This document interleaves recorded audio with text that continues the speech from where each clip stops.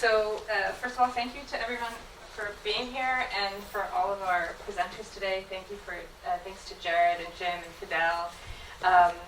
And also we wanted to thank Amherst College and Union Docs, Center for Documentary Art in Brooklyn, who is sponsoring, helping to produce a series of events, and also World Records, which is a new documentary studies journal that is published by Union Docs, and the editor, Jason Fox, who is helping to produce this event series with us. And to say a few more words about the event series and also the larger context in which this event is taking place, I'll introduce Josh Guilford, who's Assistant Professor of English, Film, and Media at Amherst, who is co-organizing with me. Thank you. So thanks everyone for coming out. So this program is part of a larger event series that is organized around questions of world making and documentary media culture that Toby and I are putting together. Toby mentioned this is being organized in conjunction with the World Records Journal and Union Docs. I just wanted to kind of mention a pair of events affiliated with this series that are going to be happening at Union Docs over the next few months. So the second event in this series will be happening March 16th. We're going to be partnering with an organization based here in New York called the New Negro Film Society to produce a critical roundtable of participants in the Black Women's Film Conference that the New Negro Film Society is organizing in conjunction with MoMA PS1 on Sunday, March 17th. The roundtable that we are going to be holding at Union Docs is going to be a closed event, but the conference that's happening on Sunday is open to the public. So anyone who's interested in that event, check out MoMA PS1's website. It's happening March 17th from 1 to 9 p.m. And the third event in this series is happening April 4th, also at Union Docs. This one will be open to the public. We're going to be partnering with a London-based artist named Helena Kazan, who is currently a fellow at the Vera List Center. Helena's work engages intersections between international law, architecture, and the human experience of violence. She's going to be presenting a lecture and performance called Poetic Testimony, a Practical Introduction, which explores what she refers to as poetic testimony as a method for empowering communities and individuals who are subject to internationally perpetrated violence, particularly within the context of global conflict and climate disaster. So please keep an eye out for more information about that event. Again, that's happening April 4th at Union Docs. There'll be info up on the Union Docs website in the next few weeks. And lastly, I'll just mention that all of these events are occurring as part of this series. We're hoping that some of these events will have a kind of second life in the dossier that we are organizing for World Records Journal. So hopefully some of the materials that come out of the conversations that are occurring at events like this one will be published in the dossier of an upcoming winter 2019 issue of World Records, which I think will be November, December of 2019. Yeah. So more information about that special issue, which is devoted to the work of Hannah Arendt and kind of thinking about Hannah Arendt in relation to questions of documentary media, can be found on the World Records website. I'll go back to Toby. Thanks everyone again for coming out. So just a quick introduction of our speakers. The way it'll work today is first we'll have Diana Allan, Assistant Professor in Anthropology in the Institute for the Study of International Development at McGill, together with Kaoukab Chebaro, who is Head of Global Studies at the Columbia University's Libraries, and they will be presenting on the Nakba Archive as well as the Palestinian Oral History Archive. And then George and Yasmine Sabbagh will be presenting members of the board of the Arab Image Foundation, and they'll be presenting on the Arab Image Foundation as well as a lot of the new changes that have been taking place over the past few years. And finally, our last speaker will be Christian Rossipal, who is a PhD student in the Cinema Studies Department as well as a filmmaker, and he will be presenting on the Noncitizen Archive, which is a part of under the auspices of a Noncitizen organization that he has been involved with for a number of years. And then afterwards, we'll save all our questions until the end, and afterwards we will have a kind of group discussion moderated by Jared McCormick, and then we will open up for questions at the end of that. Okay, great. So without any further ado, Diana and Kaoukab.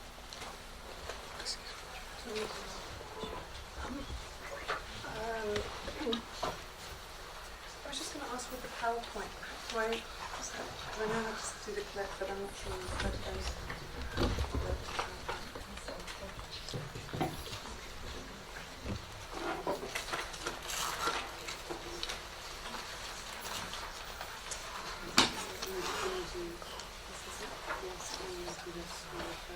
Oh, you want to do this first at the end, so then after this is done, you can just see.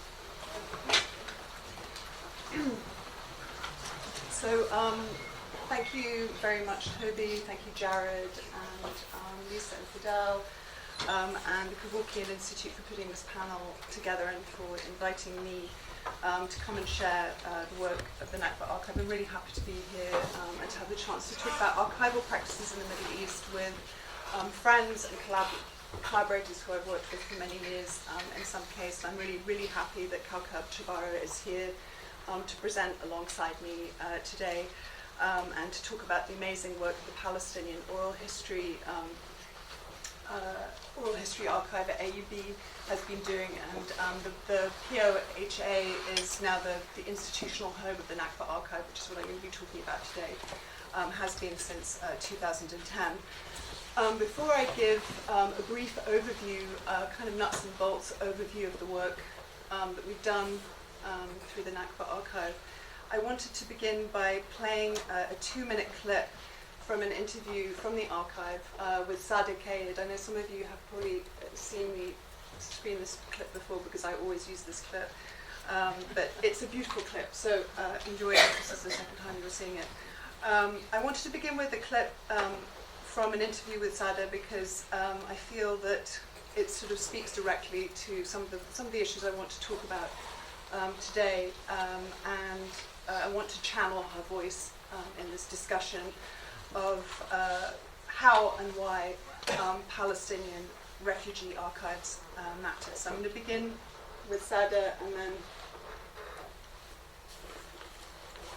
معي غناني كلا نوعي يزيد وتحتي اسناني غير اللي بقلبي هات جمالك عالبيض عبي ويا والهليل بين العيونا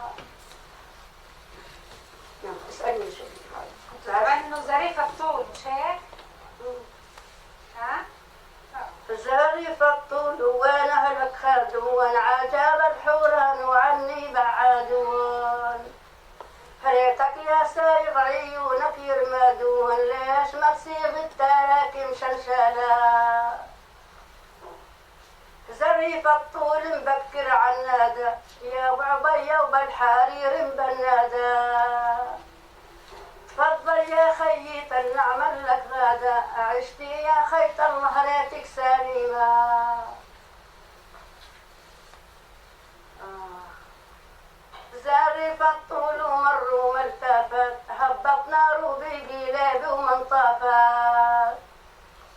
إن كان يا حبيبي هالعشر جافت خبرونا تاني دبر حالينا هاي زريفة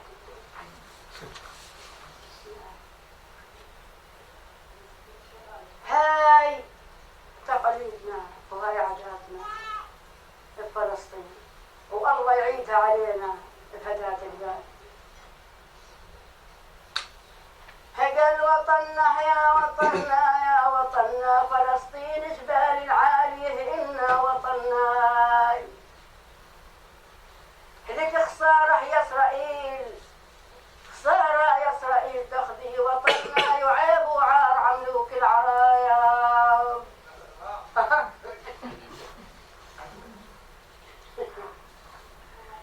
قال يا ويلي زهوني زهوني زهوني وزهزهم قلبي والإيمان ودعوني ردم اليسرى على الإيمان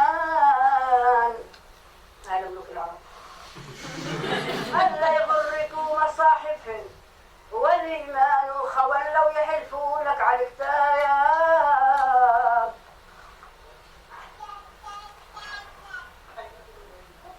يا بدي ناصر كمان بتعرفين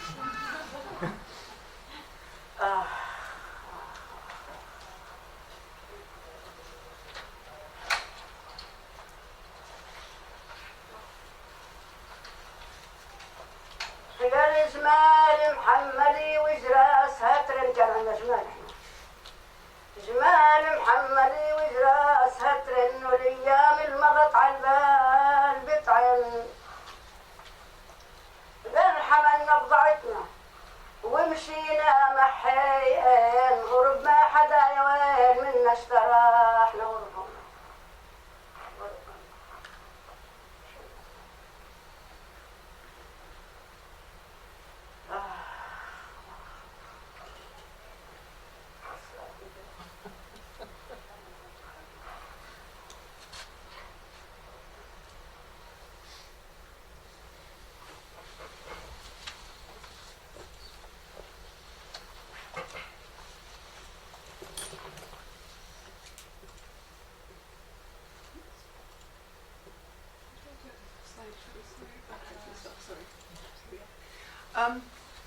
So I think lots can be said, obviously, about this clip, and Saada's rendering of Zari Fatud, which is a traditional song sung for grooms. And I think it's telling that this love song morphs into a lament about loss and betrayal that is directed not only at an Israeli occupier, colonial occupier, but also at her Arab hosts that have kept her a stranger in exile for decades. At the most literal level, to see and hear someone speak or remain silent powerfully conveys forms of knowledge and experience that I think cannot be rendered adequately in text and which are lost in transcription. Meaning is not only semantic, but embodied and communicated as voice and silence and gesture. And in these moments, the moment when she laughs and adjusts her scarf and seems kind of taken aback by her own forthrightness, but then is also emboldened by the affirmation she is hearing from those around her. The audiovisual form registers the stark contrast also between recollected life worlds and the camp setting in which the story is being told, and gives a sense of the contextual, the ways in which context is shaping the dynamics of remembrance. And I think these everyday textures and the spaces that are documented and the sensibilities that we feel endow these accounts with a particular kind of political aesthetic. In thinking about the forms of community an archive like this can enable, thinking about the theme of this roundtable, I believe that audiovisual media does introduce possibilities for a shared field of consciousness in which researcher, subject and spectator are drawn together. Video enables different kinds of engagement. Sabbagh returns our gaze, looks back at us, answers back. Reality holds representation in check, even if only momentarily and in a qualified manner, but we are in some sense implicated as we watch. Our visceral and effective response flows from a recognition of the immeasurable weight in actual existence of another human being, to borrow James Agee's memorable phrase. I wanted to begin with this clip because I think it illustrates how the archive bears witness to the experiences of the passing generation of refugees and also acts as a material record of life in exile and the ongoing legacy of the events of 1948 for 5 generations of refugees living in camps across Lebanon. As viewers, we experience Saada's memories as lived and apprehend the Nakba not simply as a watershed event, but also as an ongoing condition, both a recollected past and an embodied present. The archive is accountable to a lived environment of memory and contestation.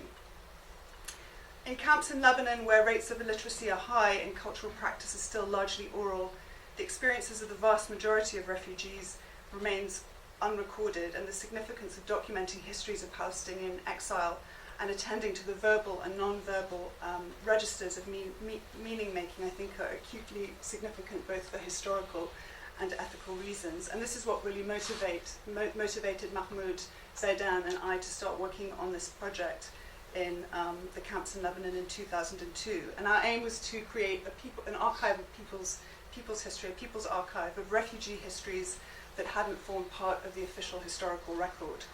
And we chose to work in film because we wanted to capture the sort of innately performative quality of these narratives, and also, as I was mentioning before, the context of narration, and thinking about the ways in which that is sort of central to the meanings that are conveyed in these stories. While the project was initially small-scale and self-funded and run out of the back of Mahmoud's very dilapidated car, and I really wish I had a photo to share with you because that would be, worth 1,000 words. We ended up getting funding from the Welfare Association and Amman, and we were able to expand the scope of the project. And by 2003, we had a network of 28 refugee researchers from camp communities working with us, gathering material and helping us to record these interviews. And over the course of 6 years, we filmed 450 interviews with first-generation refugees from all the 12 official UN camps in Lebanon, also the unofficial gatherings as well. And that represented interviews from 135 villages. I think according to UNRWA records, there are, I think, 144, although when I was looking at your PowerPoint, you said that there are 150 villages represented in the diaspora in Lebanon, so that may be wrong. I may be wrong there. Initially, the focus was recording testimonies with refugees in the camps. That was the focus of the project, but then in the last 2 years, we ended up kind of expanding it and doing interviews with the middle class and elite Palestinians in urban centres across Lebanon. And then in 2010, we donated the collection to the Palestinian Oral History Archive at the American University of Beirut, which under Kaoukab's amazing directorship over the last 9 years has redigitized the entire collection and has created this really amazing indexing system and search engine, which we'll be talking about after me. And we're going to be launching the archive online later on this year, so the entire collection will be accessible online. This is from our rather rudimentary website which we created initially. For both Mahmoud and myself, and for other collaborators who've worked on this project, I think the collection is significant not only for its content as a sort of cultural and historical repository, but also for the research practices and forms of community engagement that brought it into being, the worlds that made it. From its very inception, we've sought to forge connections both at a local level between refugee researchers across camps in Lebanon who otherwise actually wouldn't have the opportunity really to work on collaborative projects together outside of institutional settings, outside of NGOs. And also we've sought to forge connections at an international, transnationally, through networks of scholars and activists and artists and partner institutions that have contributed in diverse ways to making this collection more broadly available, both in Lebanon and outside of Lebanon, available to broader publics. And while the grassroots structure and collective methodology aim to support community members to represent their own histories in their own terms, an ideal that has been easier to kind of talk about rhetorically, I think, than to implement in practice, this ethos of collective participation has fundamentally shaped the form the archive has taken. And I think in many respects, things that I at the time while we were working on it, elements that felt like problems or limitations, I think may eventually be viewed as the distinctive contributions that this collection makes rather than liabilities.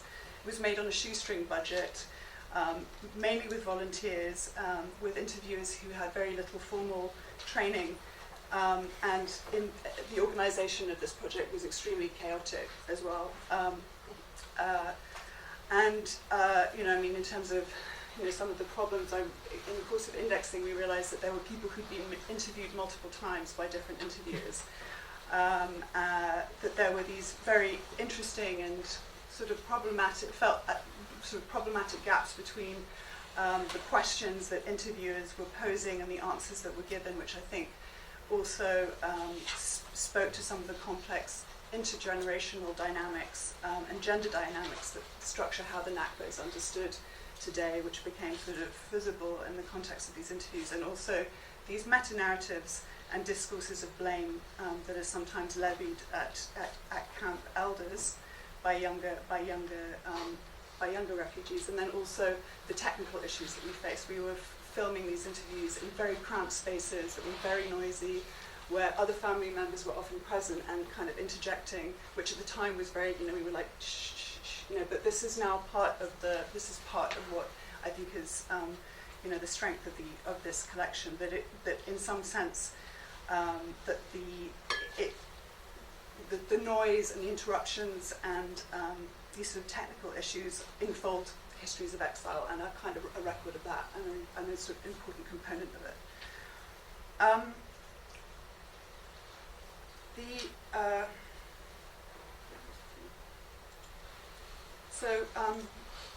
In an effort to, sorry, it's jumping over something. How do I? See, okay. So in an effort to, again, thinking about sort of how communities have formed, or how we kind of contributed to communities through this project, we made duplicates of the interviews, and so all the interviewees received copies of their interviews as a sort of in an effort to try and kind of preserve these histories within families and within communities too. We also did a lot of scanning of sort of precious documents and photographs for people. The website that you saw as well, I think, has served as a kind of modest platform through which Palestinians across the global diaspora have reconnected with relatives and other members from their communities, a component that I hope will increase significantly when the entire collection is made available online. And we also worked on, with these partner institutions, we worked with the Tropen Museum in Amsterdam. We put together an exhibition with them, and also with the Beirut Art Centre, and with the Library of Alexandria, and with the Brunei Gallery in London on an exhibition about the British Mandate in Palestine. And we've partnered with St Anthony's College in Oxford, helping to produce their collection of oral histories on the Palestine police force. We did 50 interviews with Palestinians who worked for the British Mandate as police officers. So these are sort of part of the kind of these sort of connections that I was mentioning before, people that we partnered with. I'm also, in terms of, sort of thinking about how we're developing this collection, I'm also currently editing a volume which will include 30 interviews from the archive, and those interviews have been accompanied by essays by prominent scholars of Palestine.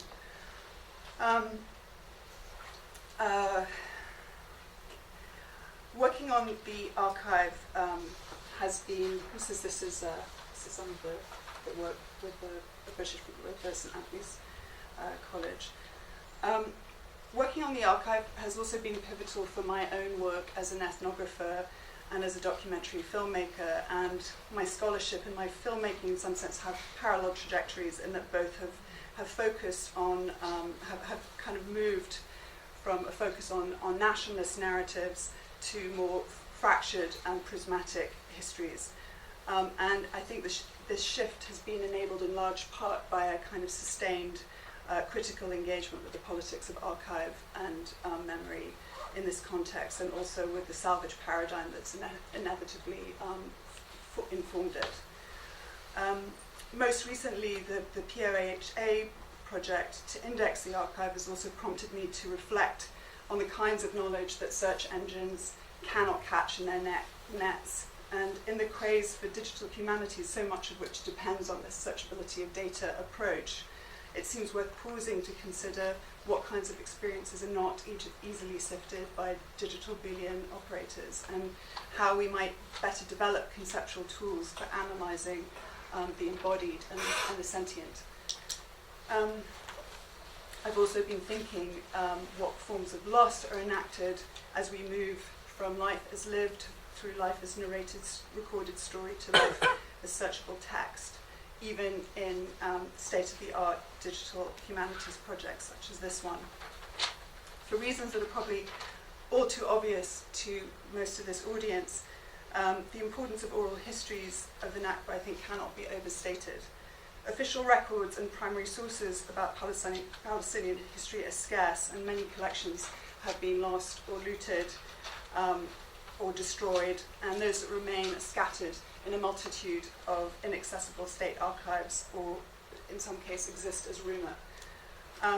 As a result, oral testimony remains the primary means through which exiled Palestinians have sought to record their experiences and assert their claims. And in a pivotal sense, the struggle for refugee rights continues to be understood as a struggle of remembering against forgetting. To speak of archives as sites of world-making, however, maybe risks conceptual inflation and creates the illusion of distance and transcendence that I think are both lacking in camp communities. It's now a truism that the Nakba is ongoing, neither temporally nor spatially contained, but rather a way of life that widens and deepens. A friend of mine born in Shatila put it simply, I know the Nakba because I live in Shatila. Palestinians newly displaced from Dara, Yarmouk, Nerab, and other Palestinian camps in Syria are simply the latest chapter of this ongoing history of displacement, loss, and statelessness that began in 1948. So let me conclude with a couple of critical reflections on archival practice that have arisen for me while working on this project for almost 2 decades now. Even though these reflections might stand in sort of awkward relation to the rest of my presentation. The first concerns the purpose of archive, for whom, to what end, who are the archons, by what means are archives authorized, and most archival initiatives in the Palestinian context are still initiated by outsiders to the community.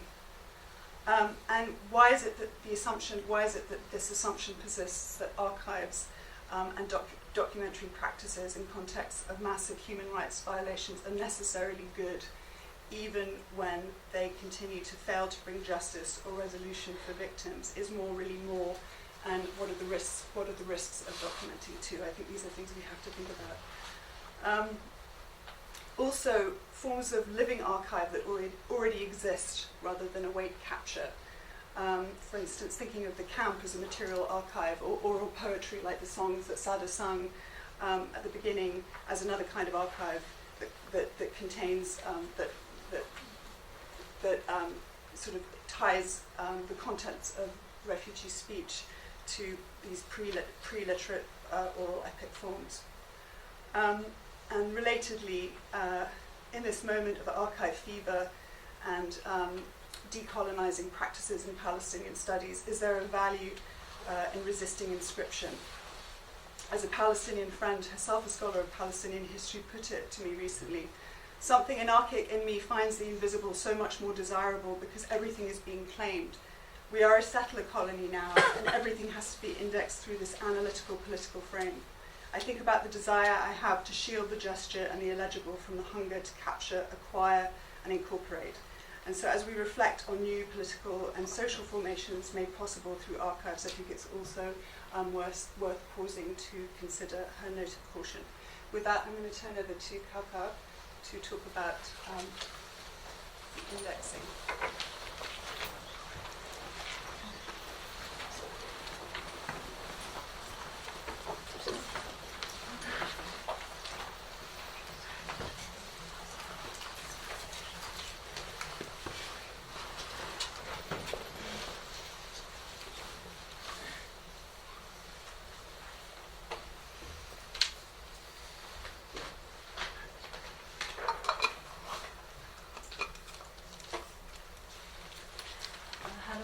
I just want to say how happy I am to be here. Thank you for inviting me. The project that I would like to present tonight, namely the Palestinian Oral History Archive, which has become the institutional home of the Nakba Archive, about which Diana just spoke, is shaped by a number of goals and aims, and it's animated by a few key questions. namely what happens to archives after they have been compiled? How can we best provide access to them? What kind of afterlife or new public life can and should grassroots archives have? What kind of words do they bring with them, and how do these words get translated through the various acts of organization, of cataloging, of providing long-term access and sustainability? How do these get shaped, and how should they be shaped? Of course, these are quite general questions, and they are motivated by a desire to open up the politics of representation and to get underrepresented voices and perspectives better heard, accessed, and integrated into scholarly dialogues.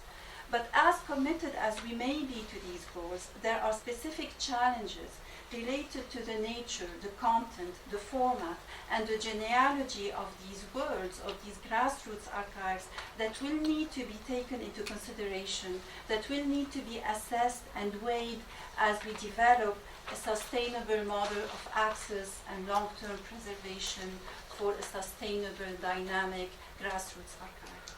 I want to start my presentation by asking you to consider the two quotes up on the slide. The first one is, of course, well known, and it spells out the value and promise of oral history as an empowering tool for subaltern groups, for bridging micro-social histories with the macro narratives, for expanding the politics of knowledge in regard to representation and diversity, for demonstrating how archives can help build worlds, help communities reinscribe their histories in the world of historical sources. And also, I think it shows us the great potential specifically of oral history to move away from binary interpretations of academic versus alternative or resistance archives, stressing how epistemological and ethical elements of archiving practices can play out across and question traditional dichotomies of resistance and power. All good here, but I have to admit that my concern here and the thought that has preoccupied me and literally kept me awake at night is the one expressed by Adrienne Rich in the second quote, in her beautiful line about silence being a form of resistance, of having a structure, and of being misunderstood often as absence by us well-meaning researchers, librarians, archivists.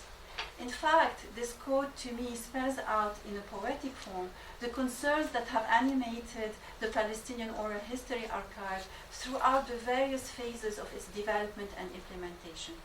I think that what Rich is driving at is the need for us scholars and librarians to be mindful of the integrity of the medium, of the texture, the respect we need to pay to the voice, to the narrative, to be aware of the context, of the format, of the structure, of the silences, the embodiment of oral history, and to try to pay attention to these as we move along the various phases of any project that seeks to give an archive its public or afterlife. I will try to spell out some of these concerns and ideas as I walk you through the nuts and bolts of the Palestinian Oral History Archive, and then we will come back to a couple of the challenges, whether they are technical, conceptual, or organizational, that we had to tackle with as we struggled with this communal project. But first, what is the project? So, about Kaoukab. First of all, it is a partnership, as was clearly spelled out in Diana's talk. It is a partnership between some NGOs, an academic institution, a policy center, the libraries, and it has been funded throughout its various phases, but by various funders, the latest of which is the NEH grant that was endowed to us in 2016. So we are in the last phase of the endowment, and the project is ending in June. It will be launched, as Diana has mentioned, as an open access platform, and there will be an accompanying conference to bring researchers around the practices of oral history, Palestinian history, and around archiving. It is also a collection. It is around 1,000 hours of testimonies. But most of all, it was conceived as a sustainable long-term project within an academic structure. It has also a dynamic component. It has, as an integral part of it, an engagement plan. So, what collections formed the core of this project? As I mentioned, it's around 800 interviewees or interviews hailing from, I would say, over 150 villages, but I'll need to check my numbers since Diana seems to think it's around 140. This is important when it comes to Palestinian history. Of course, 5 villages can, make a big difference if we have documents about this, given the scarcity of resources. And it is around 5 collections. I would say around because it depends on how you carve it. Some are audio, some are audiovisual. The project aims to organize, preserve, and provide access. It aims to create a sustainable, searchable, state-of-the-art bilingual digital platform. It establishes a workflow, a template, and a blueprint for similar projects. So it is meant as a teaching hub, as you saw in the first slide, you can see additional resources and teaching resources. So this is where some of these teaching materials will be posted. So the aim is to have these interviews indexed thoroughly, cataloged, searchable, accessible, and preserved, and to be dynamically engaged in outreach and research and teaching plans. So what did we do? You saw an example of an interview.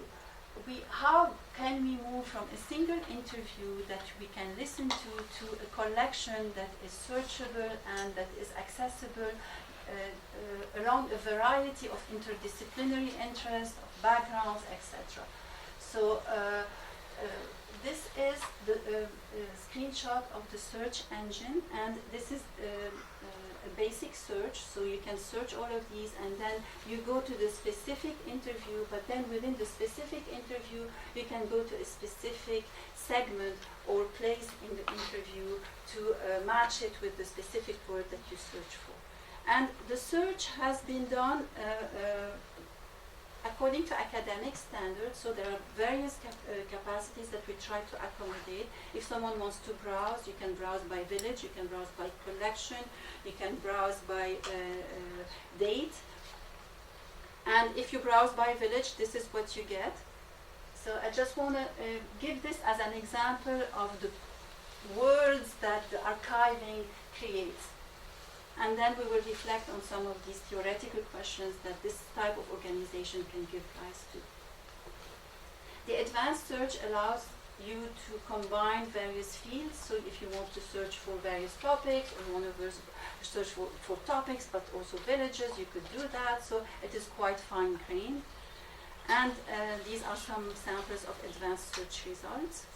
But then the question arises, so I just wanted to walk you through some of the results. This is where we ended, this is what's going to be launched. But how did we get here from the interviews that were given to us?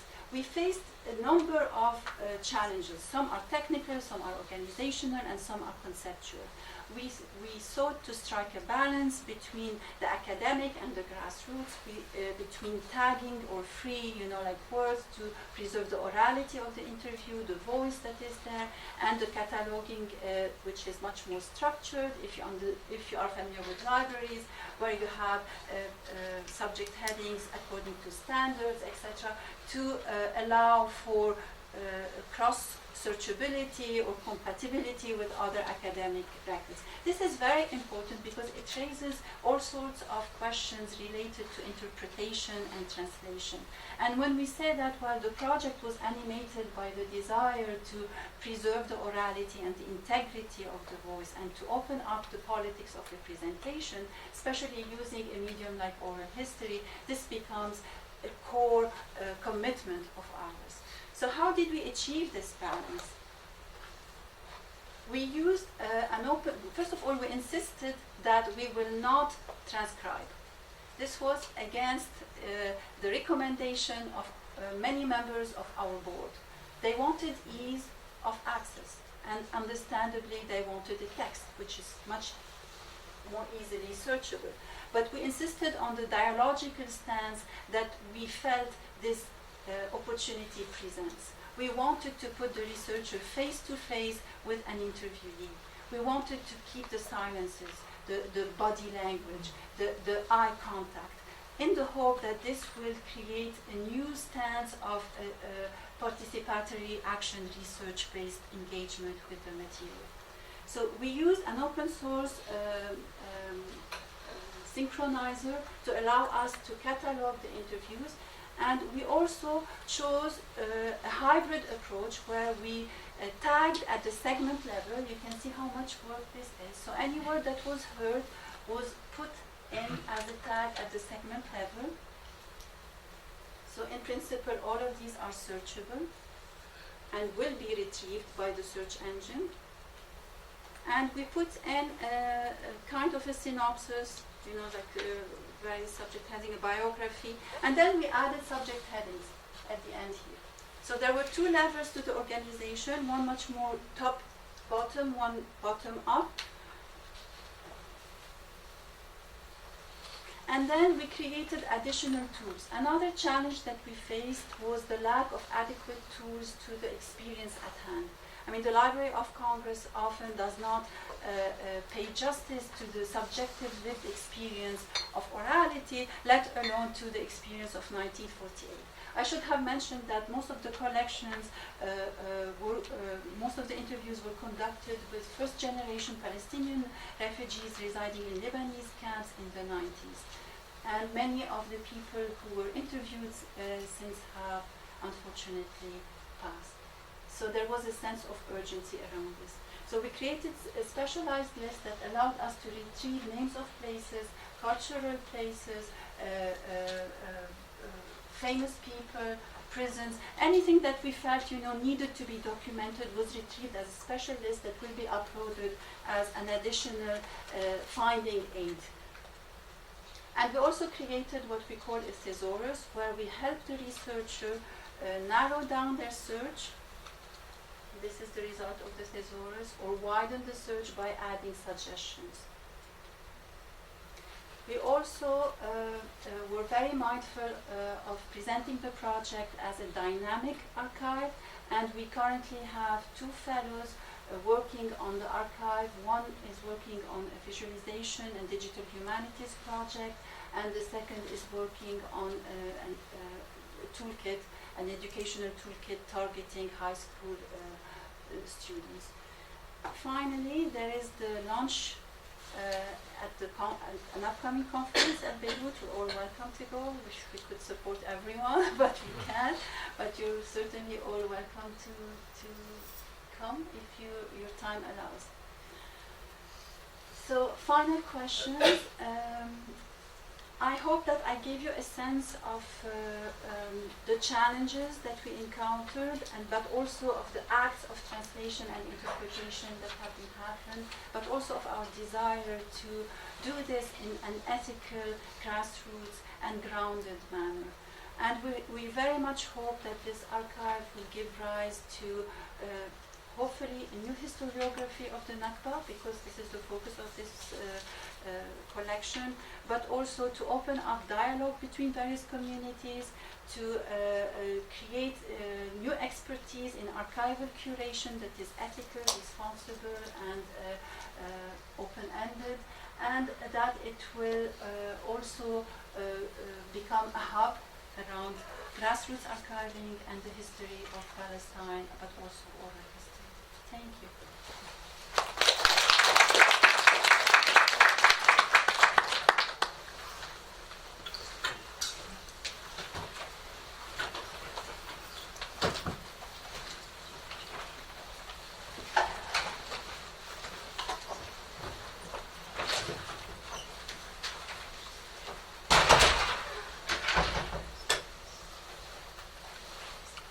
Yes, first of all, thank you very much to Toby and Josh, to the Kevorkian Center, and Tish, to Jared for having moved mountains to bring us here. We're very glad to be here and to share this evening with everyone who's here. thank you also to Mark, who is the co-director of the Arab Image Foundation, who is also present in the room here tonight. So I will start by introducing the Arab Image Foundation a bit briefly, to then go into very specific projects that will speak more about where the Arab Image Foundation is today and what we do and what we would want to do in the close future. So the Arab Image Foundation was created in 1997 as a non-profit by 2 photographers and a filmmaker. And they made it their mission to collect and preserve photographic objects and study them, as well as the photographic practices linked to these objects. So what were members exactly doing? They were traveling to different places in the Middle East and then also in the Arab diaspora, namely in Mexico, Argentina, and Senegal, in order to look for photographic collections from studios, but also from individuals, so family collections or amateur collection that they could find. And they would bring the physical objects to Beirut, where a collection of photographic material was built.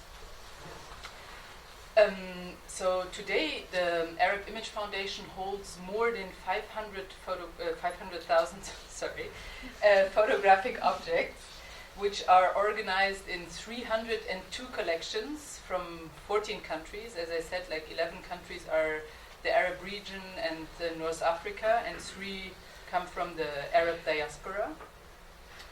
There's over 600 photographers represented in these collections, of who, as I already said, some are studio or professional photographers, and others are simply family members, amateur photographer, or whoever was taking photographs.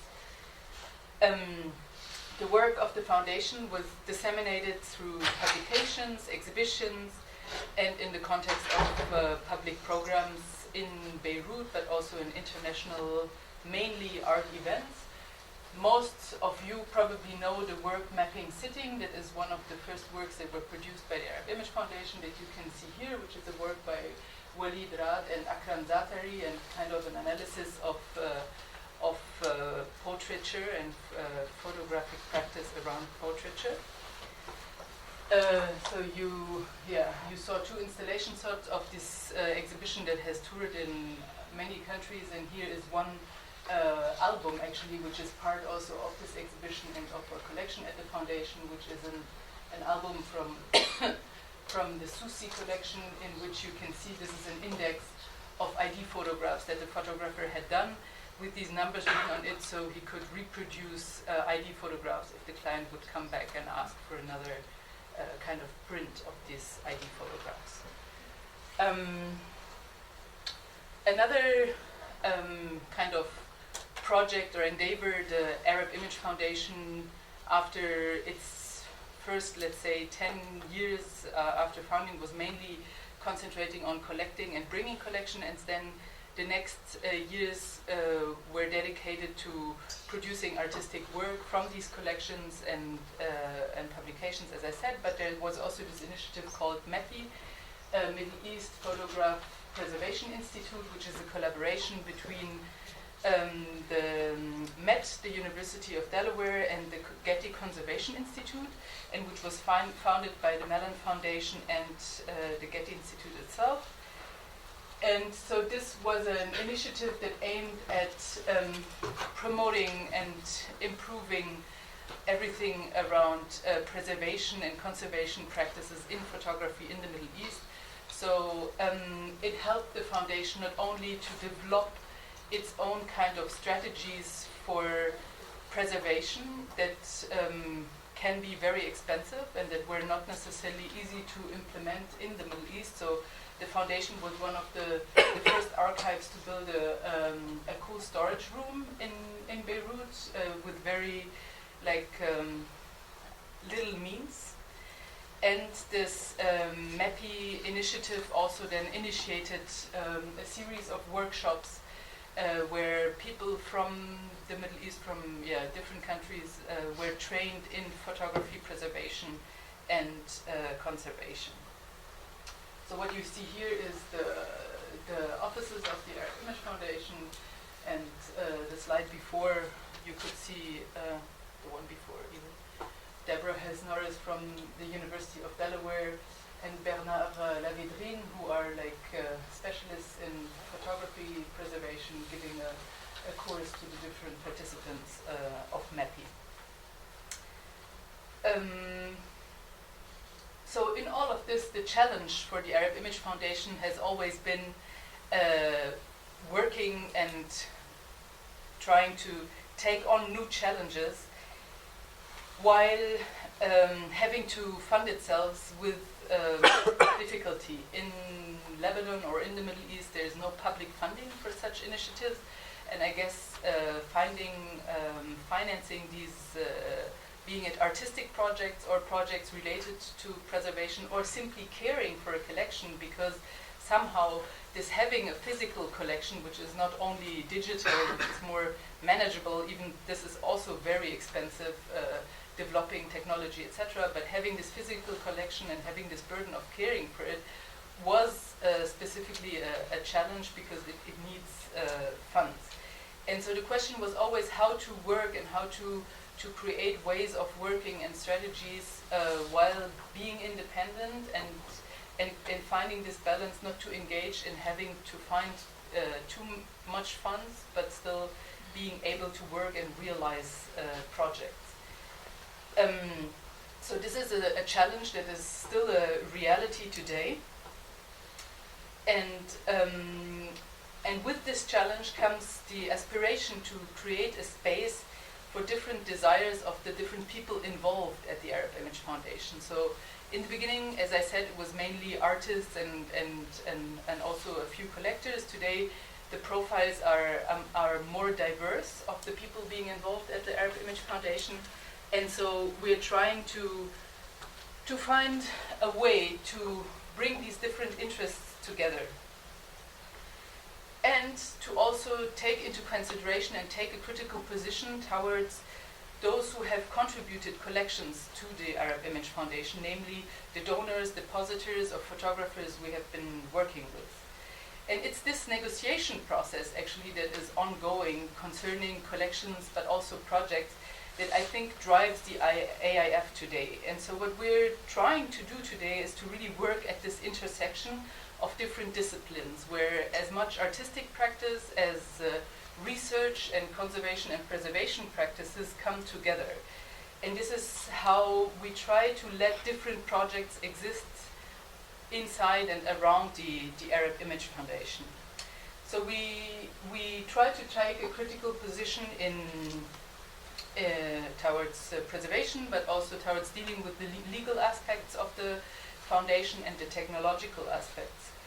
And for this, we developed different partnerships and collaboration in order to work digitally, but also in material kind of realizations like publications, exhibitions, etc. And now I would like to give you a few examples that would make this a bit more visible. So here, for example, this is the Photo Jacques collection, which is a collection from the north of Lebanon, and that was brought to the Arab Image Foundation in its very beginnings. And it's a collection that until today is not digitized because it contains over, I think, 99 handmade albums and 5 drawers with films that you will see later on. And so here's one of these drawers. And what is interesting about this collection is, I mean, the way how it was, how do you say, I mean, the practice that the photographer kind of developed for keeping his own work. So these albums are handmade and are handmade with material that is not at all preservation or conservation material. So it is still alive and evolving. And so the question is how to deal with such a material without, one, destroying it, but also without kind of eventually stopping its life. And so what do we do also, what do we prioritize, the material object and the reality of this material object, or only the content, no? And this is where the foundation took the decision to really decide on each collection individually how to deal with it. And so this collection until today is not digitized because there is still decisions to be taken on them. And if you continue, you will see the next. Exactly, so these are the film rolls that are in these little boxes that you have seen. And the next again, so here you see the film roll outside of its little box. And the way how can be dealt with this. So for us it's evident that these negatives will not be cut and put into sleeves like maybe another archive would systematically do, but the idea is really to keep the entire object and collection as it is and find other ways in order to digitize these types of objects. Then another example is the Van Leo collection. The Van Leo collection is the collection of a photographer from Egypt, an Armenian photographer from Egypt who has worked between the 40s and the 90s. And this collection is interesting because it was a collaboration not only between different members of the Arab Image Foundation, because as I said before, they were traveling, bringing collection, and so mainly they were working individually and bringing what they had found and found interesting. But here, several members have collaborated on one collection and interacted on this collection. And so the collection has, here you have a few shots of what it contains, and yeah, hand-colored prints. And what is also interesting is that when Van Leo died, he finally donated the main or biggest part of his collection to AUC in Cairo. And so here is also where a collaboration with another institution happened, and where the foundation, for example, has worked on mainly digitizing the collection for AUC, even though it is kept in AUC itself. And now you will see that there has been one publication here, Portrait du Caire, which includes photographs from Van Leo, but also other photographers from Cairo, that has been done end of the 99. And now there is a new publication, really a monograph coming up on Van Leo, which is done by Karl Basile and Negar Azimi. Here you're allowed to have a few first looks at some spreads of this publication, which is coming out this summer. So this has been a long endeavor because it's a really in-depth study of Van Leo's practice and also of his aspiration to become an artist and a kind of famous personality. Here you can see some of the self-portraits he was doing, which was very an excessive practice of himself. Yeah, and so when I say an in-depth study, so it's really an in-depth study of his practice, his studio, the materials he used, etc., etc. Then there's another collection I want to mention, which is the Shadirji collection. The Shadirji collection came to the foundation. This is still Van Leo. Rifat Shadirji was an Iraqi architect, and he documented his work in Iraq, where he was responsible for building many of the buildings of modernist Baghdad. And so he donated, or he deposited his collection rather at the Arab Image Foundation. The problem is that this collection was so huge that this was a case where we weren't able to locate funds in order to digitize it. And it's really an enormous collection. It would have needed increasing employees, etc., in order to be able to digitize this collection in a reasonable time. And so after 5 years not having worked on the collection, Shadirji, who is still alive, asked if we would agree actually to transfer the collection to MIT, who have easier access to funding, and who actually then took care of digitizing the collection. But here again, an agreement was found so that the digital files will still be available in the platform of the Arab Image Foundation, and an exhibition and a publication were produced in collaboration with MIT, which you will see on the next two. So this is one shot of the installation when it was shown there, and then there is the publication which is called Rifat Shadirji, a Building Index, and which was published by Akram Zatari and Mark Watsuta. And finally, I want to mention a collection I have been working on, which is called the Shamanic collection, and it's a project that I initiated in 2001, but that was mainly worked on between 2006 and 2011 when I lived in Shmeli. And so we collected with the community of Shmeli photographs that they were keeping in their houses. So I don't consider that we created a collection, but what we did is acknowledge an already existing archive that existed in the houses of people. But what was important was this working and kind of looking at these photographs and what it triggered, no? Because it is as if this conversation activated these photographs and made them become a community and also can unleash a certain agency. And so when I speak about this this collection, which actually is only shown in performative settings, it's today present at the Arab Image Foundation through its absence. It only exists as a digital collection, which is not made public, not accessible, for many different reasons. But we still work with this collection and negotiate its existence. And I think it is important in the context of the Arab Image Foundation because it somehow puts into question everything the foundation is doing by bringing physical collections and conserving them in a certain way.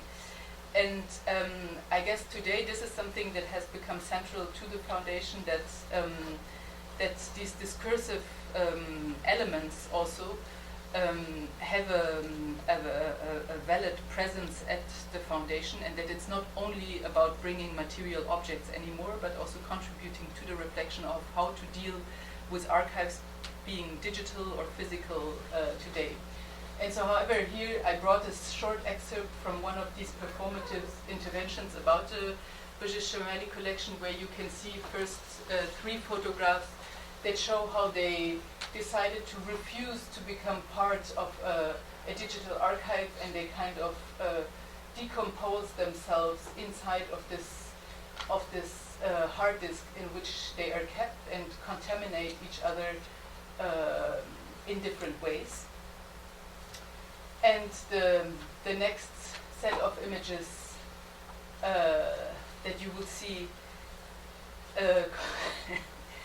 concern, yes, a chapter in these performative interventions in which I speak about the Arab Image Foundation in the future launching an online platform. So this is a performative intervention that is already a few years old. So it's funny because today the launch of the platform is actually quite close. It will happen soon. And here, when I created this was still a bit fictional, let's say.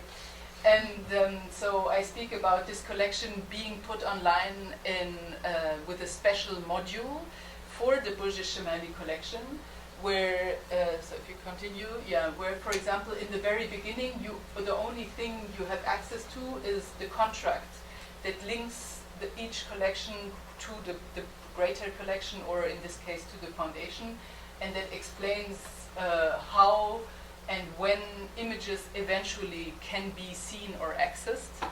And so you see here that in the Arab Image Foundation, in general, collections are,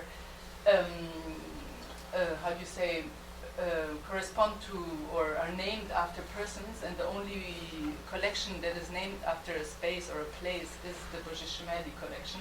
And as you can see, it has no visual. And here are like ideas of how this collection, or how one could interact with this collection differently. So you have an image of the Shamanic collection that says it can only be viewed on July 13th, no? And this is where suddenly an image or a certain engagement tries to be created with the public or with the person who really wants to see this image, because you would need to inscribe this date in your agenda, and you kind of participate in a certain commemoration, whatever it might be, by reminding that it is this day that you would need to log in order to see this photograph. And then there is an example of, for example, this collection by Mahmoud El-Jumma, who decides to put all his kind of personal ID photographs online, and there's other photographs that he decides to hide. And a few months later, he changes his mind and thinks, okay, the pictures where I'm older, they shouldn't be so present, so better look at the younger ones. And here you have another example of an image put online by the owner or the holder of this photograph, and then another person intervening and deciding not to be visible on this photograph. And so the idea is really to find strategies in which, like, the different persons who have kind of an ownership or authorship in the photographs participate and collectively decide how and when photographs are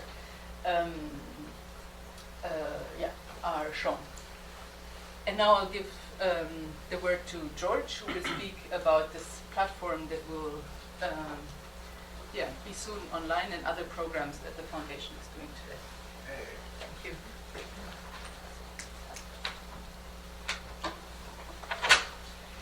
I just wanted to take the time to speak about a couple things.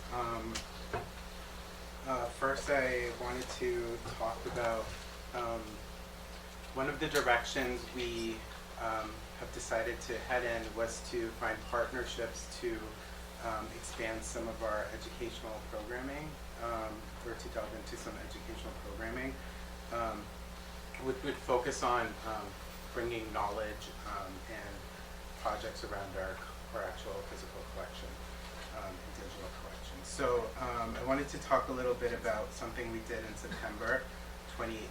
So we worked with Northwestern University's Department of Art History, and we had this, really it's a pilot project, but something that we'd like to expand and bring different partners into. And we worked with Hannah Fieldman, who teaches in art history there, and she brought 12 PhD students to Beirut, and they came from different disciplines. So they were in art history, theater studies, and visual anthropology at Northwestern. And through a 2-week intensive, we were able to take them to different institutions, like the Beirut Art Center, Archival, the Social Museum, Beirut, Maktan, AUB. We also took them around the country to different cities and locations like Tripoli, Sur, Saida, Shuf. And there were seminars held at the Sphere Stemler, and there were working sessions at the Arab Image Foundation, and there was a seminar with Christine Khoury and Rasha Salti around their exhibition at the Social Museum. So these are just some of the events around the course. So it was a credited course, so they actually got credit from the university, and it was in collaboration with the Arab Image Foundation. So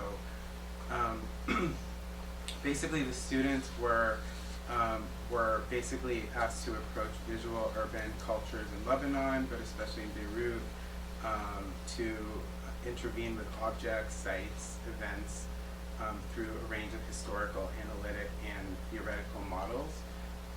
Architecture, monuments, museums, art collections, galleries, various research institutions, site visits, lectures, artist talks, readings, and so on.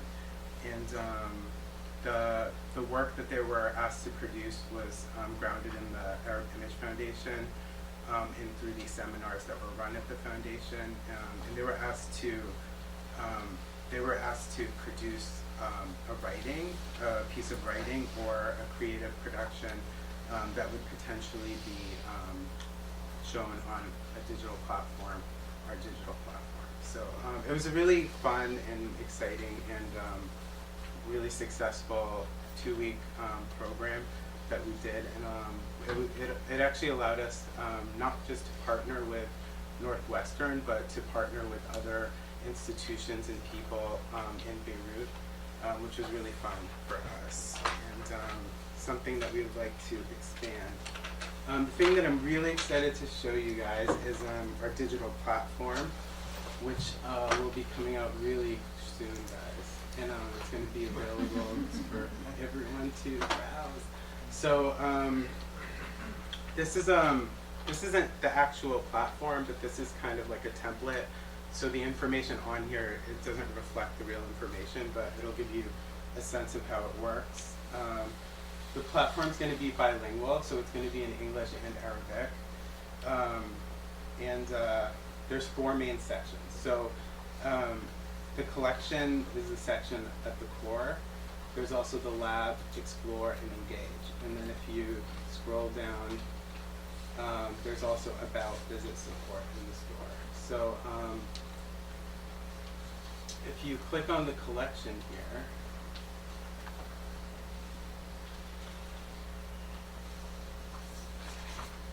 it'll take you to our collection, and you can browse it and go through it. So if you kind of click on an image, it'll take you to the collection, and then you can click on a particular image, and we're really treating the collection as objects, right? So you've got like the actual image here, but you also have the object as it appears in the collection as a physical object, and you'll get the back of the object as well.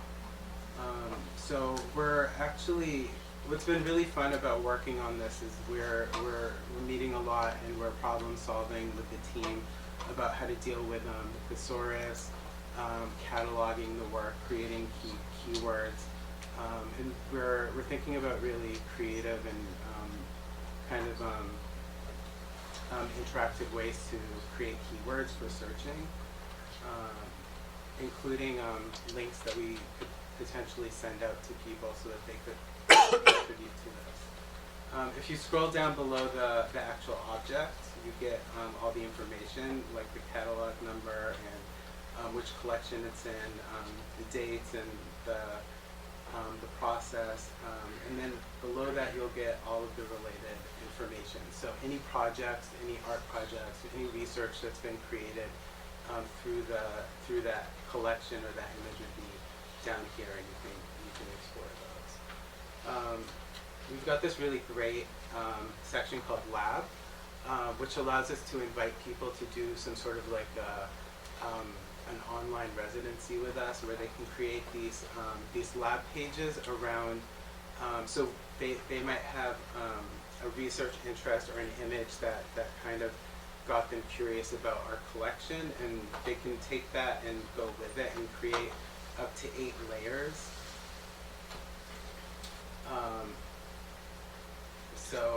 These layers, and on these 8 layers, and people can create this in any way that they want, so they can be like really creative with it.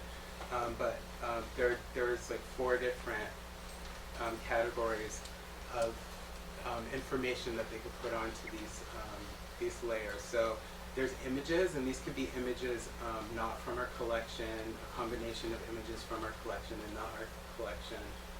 There could be text, and this could be something that the person has written themselves, or something that's inspired them, or research that's been written about some of their research interests.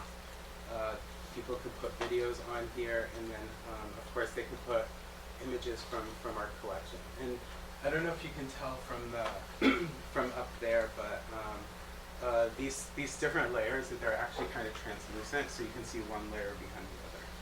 Okay. It looks like I've got 1 minute left, so we've got a section called Explore, which allows you to explore different projects that the foundation has done. And then we've got Engage, which takes you to a page that shows you different ways that you can engage with the foundation. Thank you.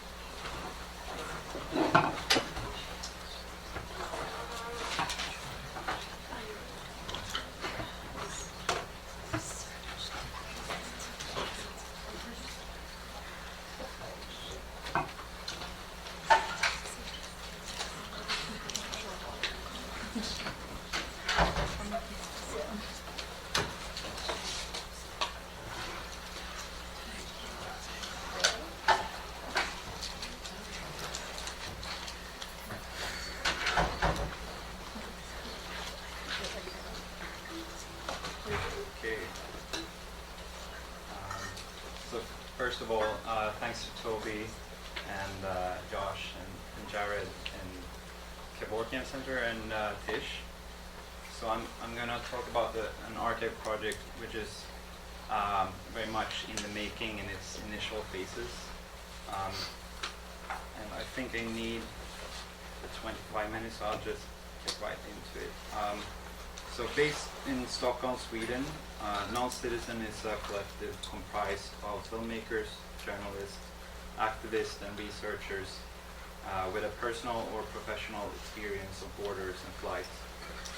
It could be characterized as an artist activist collective and has a no person is illegal conviction as a kind of shared ideological foundation, similar to the sanctuary movement here in the US and in North America.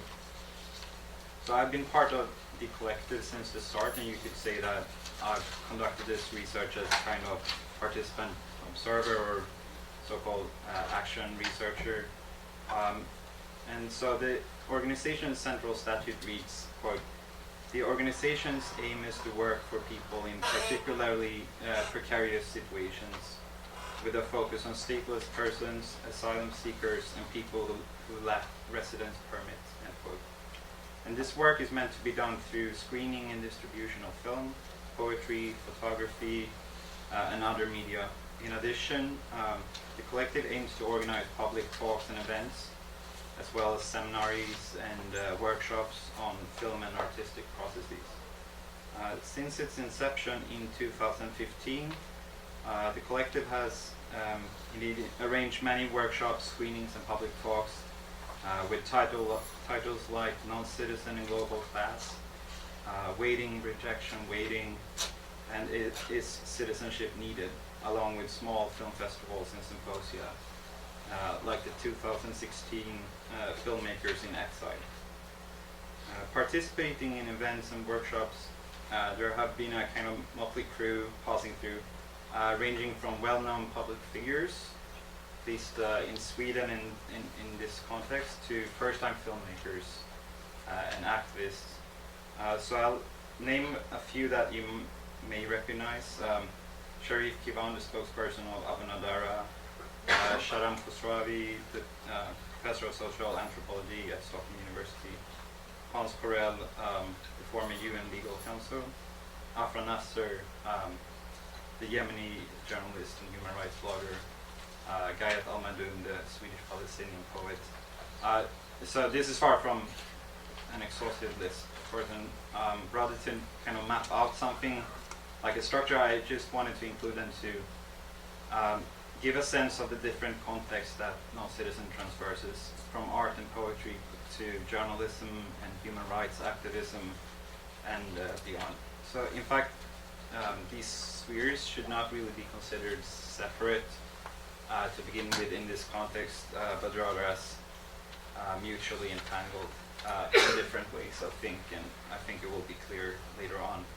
And so even to name and entitle in the manner I just did for these people is somewhat in opposition to the modus operandi of Noncitizen, which is striving for a kind of flat and non-hierarchical organization, as well as a decolonial or transversal approach to activism. And so here you can see Zakaria Mohammed Ali, the director of To Whom It May Concern, a personal essay film shot on the island of Lampedusa, together with two Noncitizen members, Shamanic to the left and Ahmed to the right, during a panel at the aforementioned Filmmakers in Exile events. And so here you see two stills from this film, from when Zakaria returns to Lampedusa, where he entered Europe, to reflect on his memories of the place and trying to reclaim his lost items or objects that were stored in the local asylum processing center on the island. And also on a side note, he is part of the group that runs, I'm sure, a very interesting project for you all called Archival of Migrant Memories, based in Italy, where he now has a residence permit. And I do want to just show one more thing before moving into the actual archive project itself. So the director Saleh Jamaluddin came to Sweden from Syria after the outbreak of the Syrian Civil War, and came to the Noncitizen collective with footage that he had shot during his journey over the Mediterranean Sea and through Europe. And so he came because many of the organizers or filmmakers, he came really to get help with producing this film. And he was a filmmaker before making journeys, so he brought his equipment on the boats. So I'll show a short clip here. It was also screened at the same event, Filmmakers in Exile, as a work in progress at the time with the title Illegal Dream. So here it is.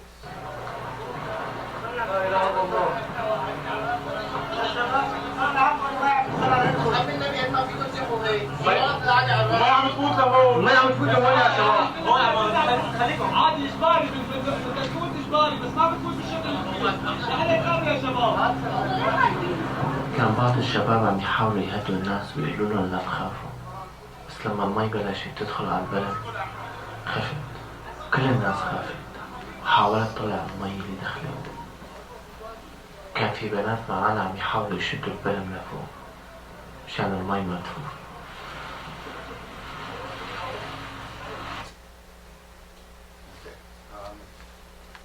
So, yeah, that's so more recently, the collective has initiated what it calls Noncitizen Archive, a digital archive for moving images that also stores audio documents and photos. Because of the lack of resources and the precarious life conditions of the person in flight, the archive project also involves a workshop component called Noncitizen Camera, which is led by professional filmmakers with migratory experiences and refugee activists themselves, aiming to equip people with cameras and editing gear and to facilitate technical training according to the participants' needs. So there is, in other words, both a digital preservation of pre-existing footage and a facilitation of cultural production as two integral and complementary parts of the overarching archive or counter-archive project. So in some ways, the project could be called a virtual archive, as its contents are uploaded online, although not all of it. There's an offline safe storage as well, stored in digital databases and disseminated via a website interface.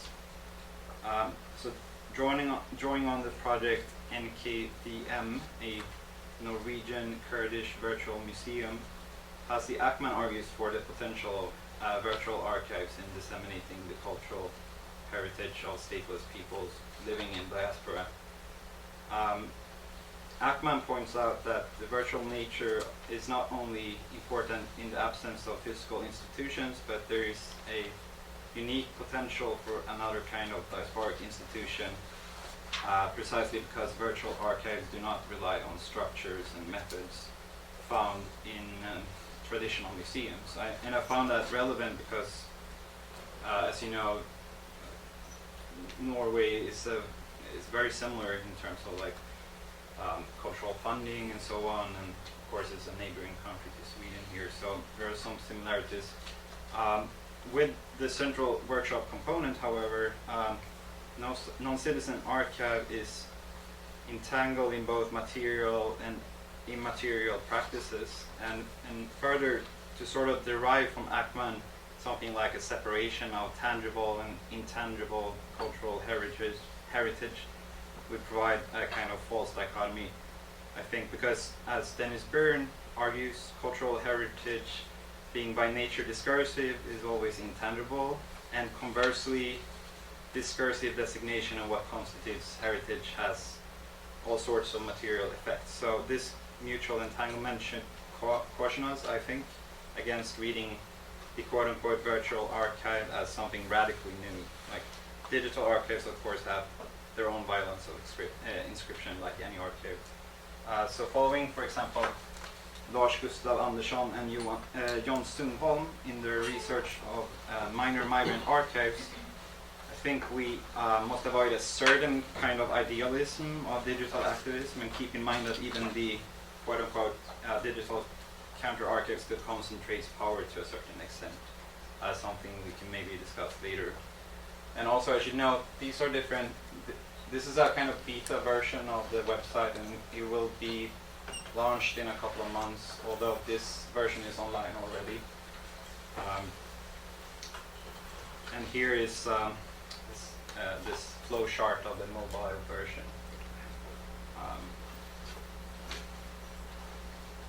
And this is a new design sketch, so it's still being worked out. So the Noncitizen Archive, as well as its attendant workshops, is organized together with other support groups and activist networks with buy-in for undocumented communities, activists, refugees, and so-called irregular migrants, ranging from those who were professional filmmakers or journalists in their country of origin to quote-unquote amateurs or first-time filmmakers. And much of the technical aspects of building the digital archive, coding a database and a website, has been done by the team behind Syrian Archive. As you may know, a Syrian-led collective of human rights activists that are, in their own words, quote, curating visual documentation relating to human rights violations and other crimes committed by all sides during the conflict in Syria, with the goal of creating an evidence-based tool for reporting, advocacy, and accountability purposes. Although Noncitizen Archive is concerned with really any sort of cultural expression, and here is an example of a PhD student in Ireland documenting what's known as direct provision, their asylum housing system, which is heavily criticized. When the student, Mukazin, he uploaded it to the Noncitizen Archive. There's a screenshot from the Syrian Archive website.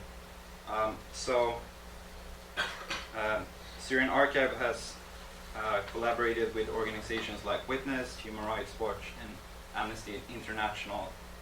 Through Syrian Archive, the Noncitizen Collective and its archival project, although itself small-scale and collectively organized and kind of grassroots, are thus tangential to a larger global network of institutions in the human rights sector.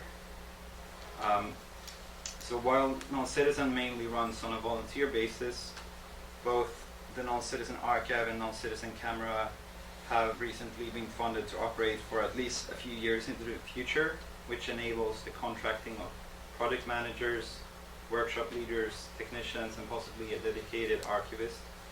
The funding is quite curious, if not contradictory, for a non-citizen archive project. It's namely supported by the Swedish Arts Grants Committee, a government agency responsible to the Ministry of Culture. In their archival research mentioned earlier, Andersson and Sundholm discuss a 1970s film workshop project in Sweden, also for immigrant or refugee participants, which was entirely dependent on state subsidies. They argue, however, that, quote, state funding did not imply that there was an agency outside the workshop that tried to govern the activities, end quote. It managed to be an autonomous collective entity. Still, given the resource intensity of a film workshop project and archive, it was caught in a kind of double bind. The quote, paradoxical state-funded workshop was only independent as long as it was dependent. When the funding agencies decided not to support it, the workshop died, end quote. So this, I think, resonates strongly with the Noncitizen Archive, because so far it's been supported by agencies that are in turn funded by the state, although not exclusively.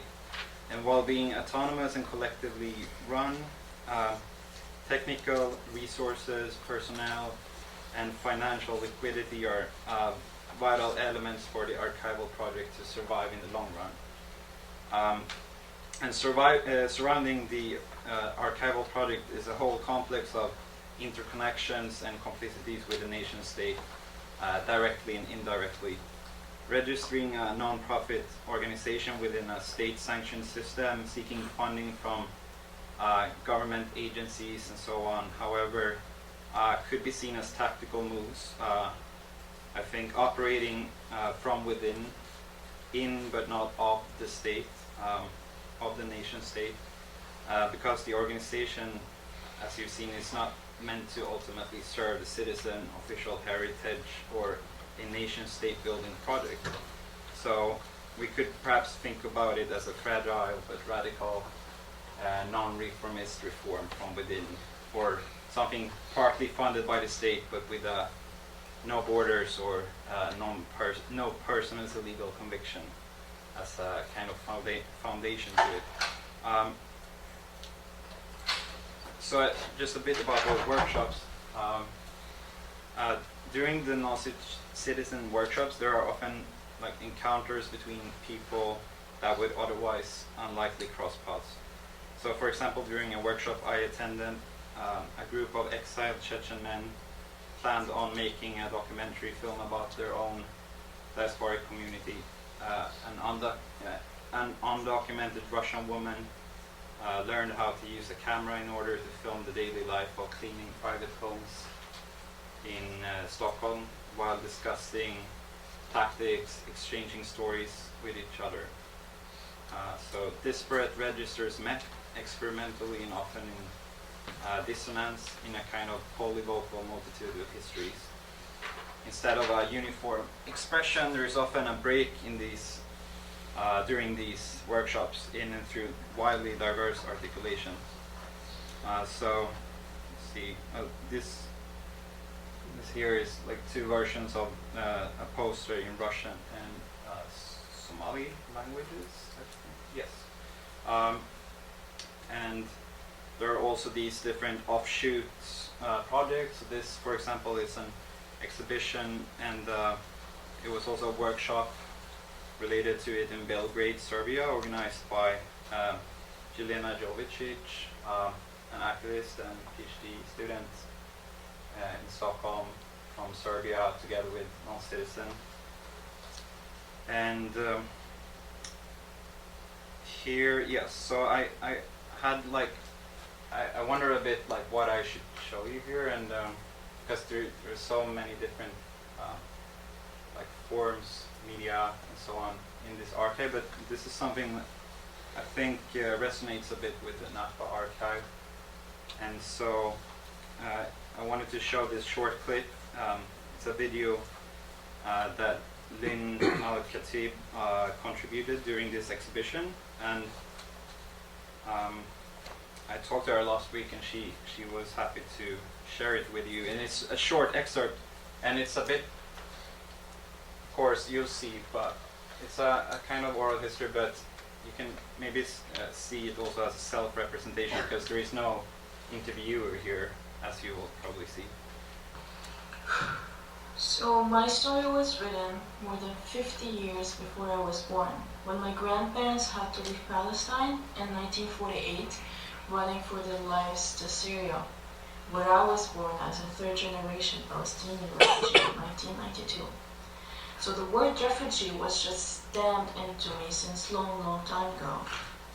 In 2014, after the revolution, or what was a revolution in Syria started, we had to escape again, running for our lives, taking the wild trip into Europe, arriving to Sweden in September 2014. I thought that we'd be escaping the hell of war, the hell where you are just a number, maybe a body lying on the street, to another hell called a limbo. And a limbo simply is when you are stuck in one place that doesn't want you, waiting to be deported to another place that doesn't want you. Okay. Yeah, for time I had to but it's roughly 5 minutes, the full video. And she's now she's staying in Sweden, even though she's, as you mentioned, in a limbo, but she's able to go to a film school actually. So she's doing her own compilation documentary of these kind of oral histories. Let's say. So while bringing heterogeneous and discordant constellations into being, opening up to a kind of transversal sociality or dissensus, the workshops are not, of course, free of stratified relations, for instance, along vectors like gender, class, race, ethnicity, but also language, fluency, citizenship status. And moreover, it is important, I think, to acknowledge that people brought together by these workshops experience some internal tension and strife at times, not least because of wars and conflicts in shared regions of origin. So, for example, during non-citizen screening, a smaller conflict erupted because the flag used by the Syrian government, as opposed to the opposition, that of the opposition, was shown in a more or less uncritical way by young participating artists. And moreover, during one workshop, a participant who had been imprisoned and tortured at the hands of ISIS or Daesh for being trans spoke very negatively about Muslim people in general. And two of the other participants were practicing Muslims and disagreed with their reflections on the religion. So there are, of course, difficult moments in these meetings and in the discussions, as most of the participants have recently experienced flight and trauma. And needless to say, this also foregrounds the need to be attentive to other power dynamics and the need of querying the diaspora or querying the archive as well. And while the participants of workshops all share histories of flight, those histories are of course vastly different often. So, for example, one participant came to Sweden as a quota refugee through a resettlement program and was thus able to come together with his family through regular transportation, while others come unaccompanied by way of irregular itineraries and are alone and undocumented in Sweden. But still, despite these differences, the groups are most often extremely close-knit, and there is perhaps what Denise Ferreira da Silva would say, differences without separability, or a form of affinity that is irreducible to these different imposed identities that I mentioned. So even if the non-citizen archive is not intended to serve the citizen or the nation, there are still attendant issues of power and consent concentrated around the archive itself, of course. Who collect whose heritage and for whom? Is the idea of a non-citizen archive in fact even an internal contradiction? Going back to the etymology of the archive, it's of course directly tied to the city-state and the citizen who possess the right to make or represent the law. So what is a non-citizen archive then if not an oxymoron? But rather than trying to resolve this question, maybe the most interesting struggle is taking place precisely in this internal tension. And also, of course, in spite of the etymology, the very concept of the archive is under contestation, as you all know. And I think that's clear, like just seeing your presentations here. So I would say, like, the idea of a stateless or non-citizen archive is fraught with an integral tension of discrimination, like any archive. But as is the case of non-citizen archive, the archival process may be deemed necessary when life is rendered invisible and cast out of the body politic of the nation state, especially if the nation state seeks to anesthetize the past, as Achille Mbembe contends. Again, this ties into the question of, or notion of, heritage. because nation states seek to, quote, civilize the ways in which the archive might be consumed, not necessarily by attempting to destroy its material substance, but through the bias of commemoration. In this framework, the ultimate objective of commemoration is less to remember than to forget. For a memory to exist, there first has to be the temptation to repeat an original act. Commemoration, in contrast, is part of the ritual of forgetting. One bids farewell to the desire or the willingness to repeat something. So, in line with a strand of heritage scholars, and then they argues that commemoration is part of this ritual of forgetting, while not necessarily being an act of active forgetting or psychological reflections, which are contested notions, undoubtedly, but it's still about consuming the past and freeing the state from death. In a complex temporal disjuncture, then, the idea of heritage gestures towards a future past that needs to be controlled by anesthetizing or depoliticizing the archive. So, against against a depoliticized heritage idea that subsumes diversity and difference into a totalizing idea of humanity as citizenship and citizenship as humanity. I think Non-Citizen Archive could be seen as a kind of counter-heritage archive project, or a counter-heritage project in the sense, at least as Dennis Byrne is putting it, it's not an anti-heritage, but rather counter-heritage. So, as Andersson and Sundholm contend, minor cinema by migrants are not prioritized by the Swedish National Film Heritage Archive. The Archon, quote, treats them as as temporary guests, as Swedish immigration policy regards their makers. They do not really belong here. They have a kind of orphan status situated between separate national film historiographies, end quote. But instead of actually bringing them into some sort of national film historiography, absorbing them as it were, Non-Citizen Archive might be seen as facilitating resources for de facto stateless communities living under precarious conditions. The archive would then have to be reactivated or retraced so as not to foreclose different heritage or counter-heritage futures. As Maria Majama, Swedish ethnologist and scholar, puts it, quote, exilic memories located between memory and the memory of memory. It refuses historical closure, and we need to make room for an archive of non-closures, end quote.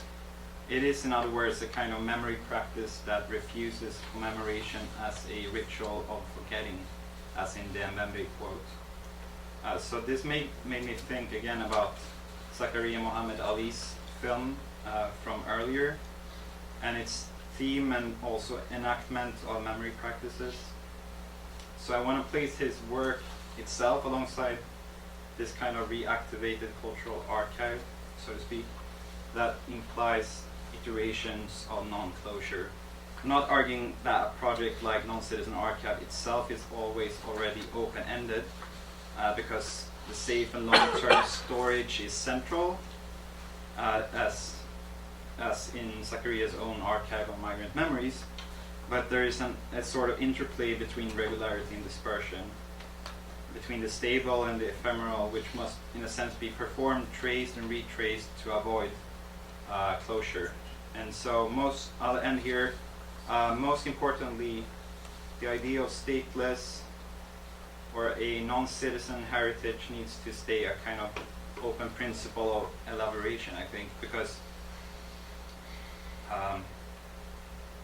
we need to, in a sense, avoid a foreclosure of culture to normative ideals of the human, a citizen, for instance, and that can find new fugitive pathways. I end there, so thank you.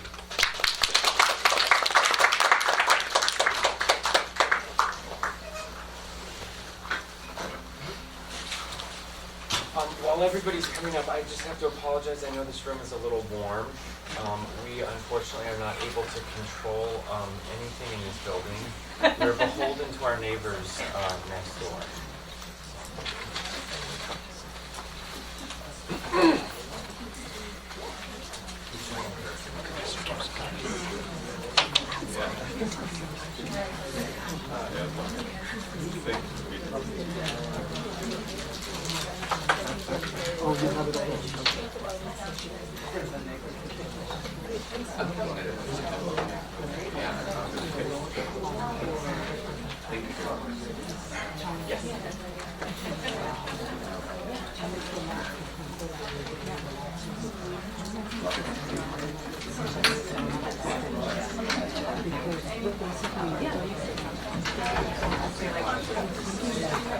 Oh, you want me to talk? Okay, just one moment. We're just getting ourselves situated here.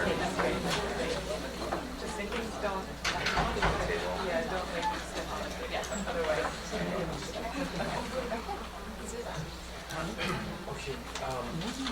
Thank you, everyone. That was delightful, informative, and I know we all had more to say. It was hard to keep to time. I wanted to, I'll try to keep my remarks somewhat brief, but I wanted to start, I guess, with framing a question of thinking about the archives and their relationship to place. And I think traditionally we have thought of archives being tied to either a specific community or a specific geographic area or the actual physical location where they're kept. And in this instance, these three projects, multiple projects, these archives kind of disrupt that. They think about migration, mobility, displacement, and exile. And so I guess I'm posing a question that thinks about how the digital archive itself allows this kind of transition to think about that relationship of those types of movement, of those types of belonging, that then become actually kind of imbued in the platform itself. So I was wondering if people might kind of remark about that and about how, given that, does that allow us a chance to rethink what the archive is or what it can be, given kind of this conceptual framework of where the archives are coming from?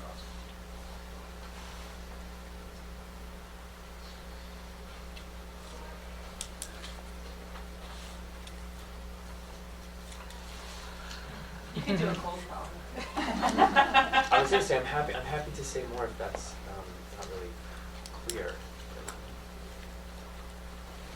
I can maybe do something to. I'm just what I try to hint at with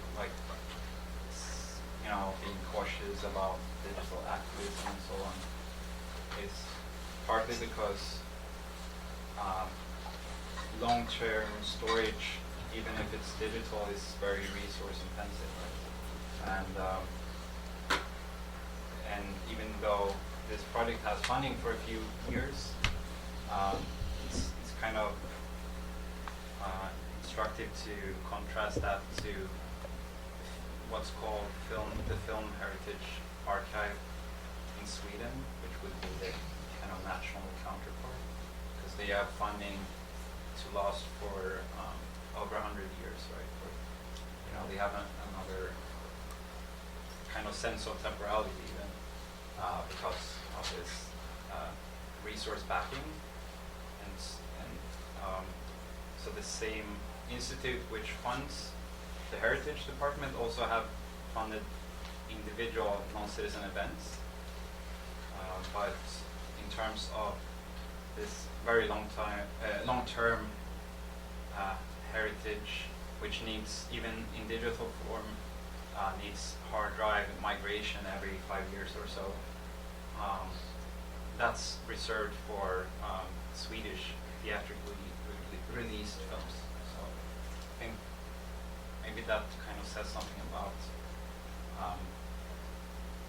what challenges there are in the long run for a digital cultural heritage outside a nation state, or at least like the big institutional backing.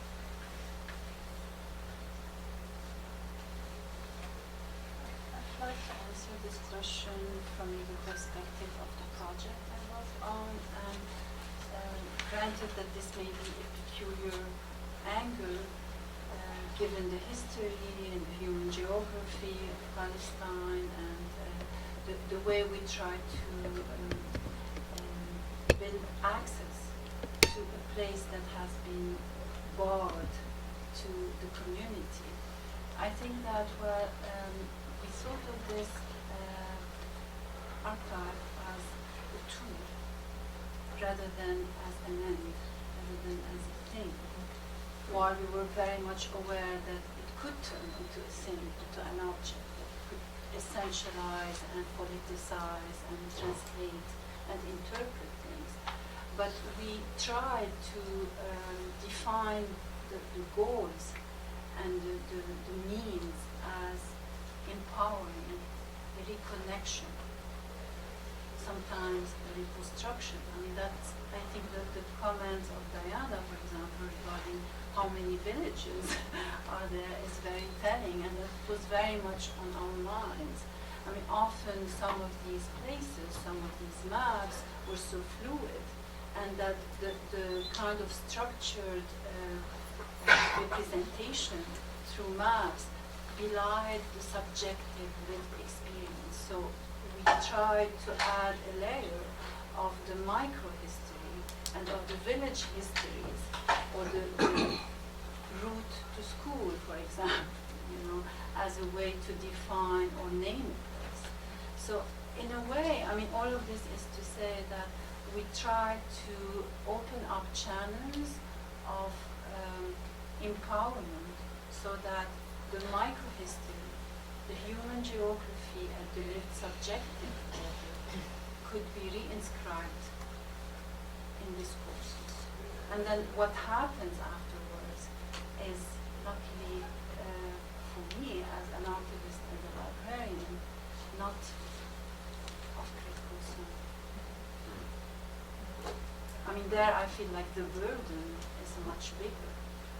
I feel like while it is very hard for me as an archivist and a librarian or a technician, an expert, on how to construct these things, there is the question of the authenticity of the channel. And I'm not sure, you always succeed fully, but you try. And as you reflect on this process, you aim towards lifting up the context, the voice, the texture, and preserving it as a way to reconnect with the place. So I experienced it as a very, hopefully, empowering tool, rather than an alienating tool that takes away and stresses absence to relation. And maybe I would just add to that. I mean, we've not really been working so much with these questions of digital platforms, but in terms of thinking about, thinking about exile as, more than a historical experience, but as a kind of critical paradigm for kind of rethinking how we think about identities in this community. So bringing that to bear on the notion of what an archive is, and so in a situation where you don't have, where it's not, oriented around, a kind of status project that is dispersed, and where also really importantly, I think, where the identities and histories that are located in exile in these communities, in camps, are recognized to be, as important in some sense as these narratives that we were talking about, life in pre-48 Palestine. I think within the Palestinian context, there's a kind of reflexive move to always see, identity retrospectively as tied to these villages of origin, and to kind of not attend to the ways in which, the histories of camps and the ways in which, camps are absolutely fundamental to refugee identity. They're not going to be, it's not like these are histories and spaces that are just going to be made obsolete by return, but are kind of deeply sort of enmeshed in these narratives. And so I think that, that's something I was trying to talk about in the presentation, sort of thinking about how, thinking of, I guess, of attending to these exhibit histories as the kind of frame rather than the status frame, rather than the kind of, the kind of Palestinian nationalist, project, which is the other, obviously was clearly part of the motivation for this project too. But I think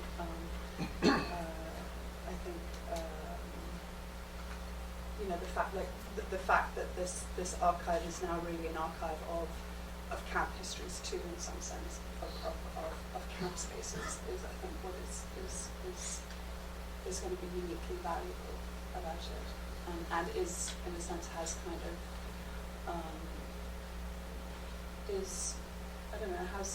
has been a way of rethinking what an archive should be, or what it should look like, or what it should attend to, and what its kind of future, what it's oriented to in the future. Is it oriented to a status project, or is it oriented to something more diasporic and more complex and dilatory? I don't know. Just like to add, to follow up on Diana's observation, that part of the challenges that we were facing were technical and the quality of the sound, but also like what happens as you listen to these interviews and you try to organize them. And often, as Diana said, the whole context of the present of the interview, we try to keep at the expense of the quality of the sound sometimes, or even understanding what may have happened. So we left it, even though sometimes it was inaudible, or like there was like something happening in the street next door, and we wanted that to be part of what the viewer would see, rather than simply just go through the text and understand what's happening. So there were all these moments that we tried to rescue and present in a way as a multi-layered relation to space, to time, to memory, but also the intergenerational discourse, and leave the aim as open-ended. Yeah, I can maybe just react to that, mainly concerning the Burj Shamanic collection, which is actually not called an archive on purpose, because I think it probably the entire endeavor, I often call it a negotiation process that is still ongoing, is again weird. This collection was connected or located and digitized not as an end, and it doesn't exist as this accessible kind of archive, or even, it's not possible to access even an index, or understand what type of order is in this archive, because it seems it is this process is there to work towards something that is not yet there, so towards a certain future, or even a place, or recognition, or all these things combined. So it works very much on a yes, conceptual level, but in the same time it is really interesting how this entire reflection and even way of dealing with the archive, or the collection rather, where the intention of giving it an existence without showing the photographs really comes from the very process of collecting, where people actually were coming to us who were collecting these images or looking at them, and would talk about them, and would even say, I want you to digitize this and to add this as the collection, but don't show it to anyone. And it was really this kind of giving but holding back in the same time, this tension that made us go on, and which actually became the trigger for the entire reflection around it. And this is where this very radical decision comes from, to actually not make it an archive, not make it accessible. So at many moments it sounds very counterproductive, but I think it is very much linked to this question of transition, where actually kind of disclosing it in a certain order as an archive is actually counterproductive, because what it wants to work towards is a change, no? A different society, a different world, as you call it, which is like a big term, but a different possible reality for these people who actually, I mean, kind of endure a certain situation already for 70 years, no? Which is very, very long. Yeah. Go ahead, yeah. I just wanted to comment on an aspect of the Arab Image Foundation database that I really liked, and I felt, it succeeded in bringing an element that we struggle with, which is the place of the viewer, the positioning of the viewer.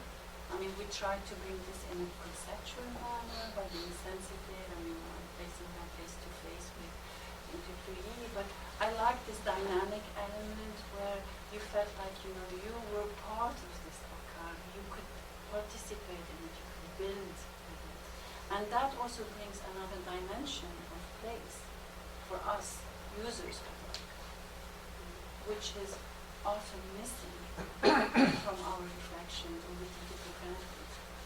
And I really like that. I mean, if I may, I think like there's such a nuance and a sensitivity to how you're approaching the material, like the people and lives and struggles and hardships behind those materials. And so, I mean, Kaoukab, you mentioned it, but then it was interwoven throughout this of like, it is the tool, not the end, right? Of thinking about like the interface or the archive. It's not these ends, but it's more the, what do I have? What does this material beget? What does this material want of me to activate it, right? What does it need in this context? And so this kind of leads into another question of, as I was listening to you, I wrote down the overflow, the more than, the beyond. And I think we could even put in the future, or we could put in world making, right?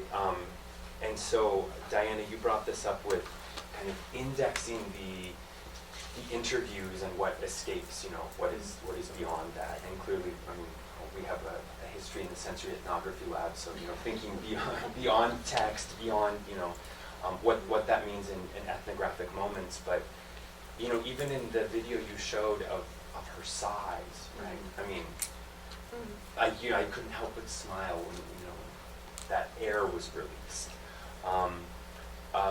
Or Yasmine, when you were talking about the Bergeshneri, the moments, which just through your description of kind of people coming together, sharing material, and kind of activation between people that happened in this moment of kind of collecting or archiving, or whatever you want to call it. And so I guess I'm just thinking of this transition from the archive, from these collections to the digital platform, and ways that you guys have tried to account for, this beyond, the thing you can't capture. If you might say something about the technology of what it has allowed, what it has kind of the hindrance, in expanding the new platform of the Arab Image Foundation. You mentioned the lab, but clearly, I mean, there's a sensitivity here to not just the end of what needs to go on, but really, the end user's kind of experience and engagement with this. So I'm really kind of interested if you might say something about this, the digital platform pivot, and yeah.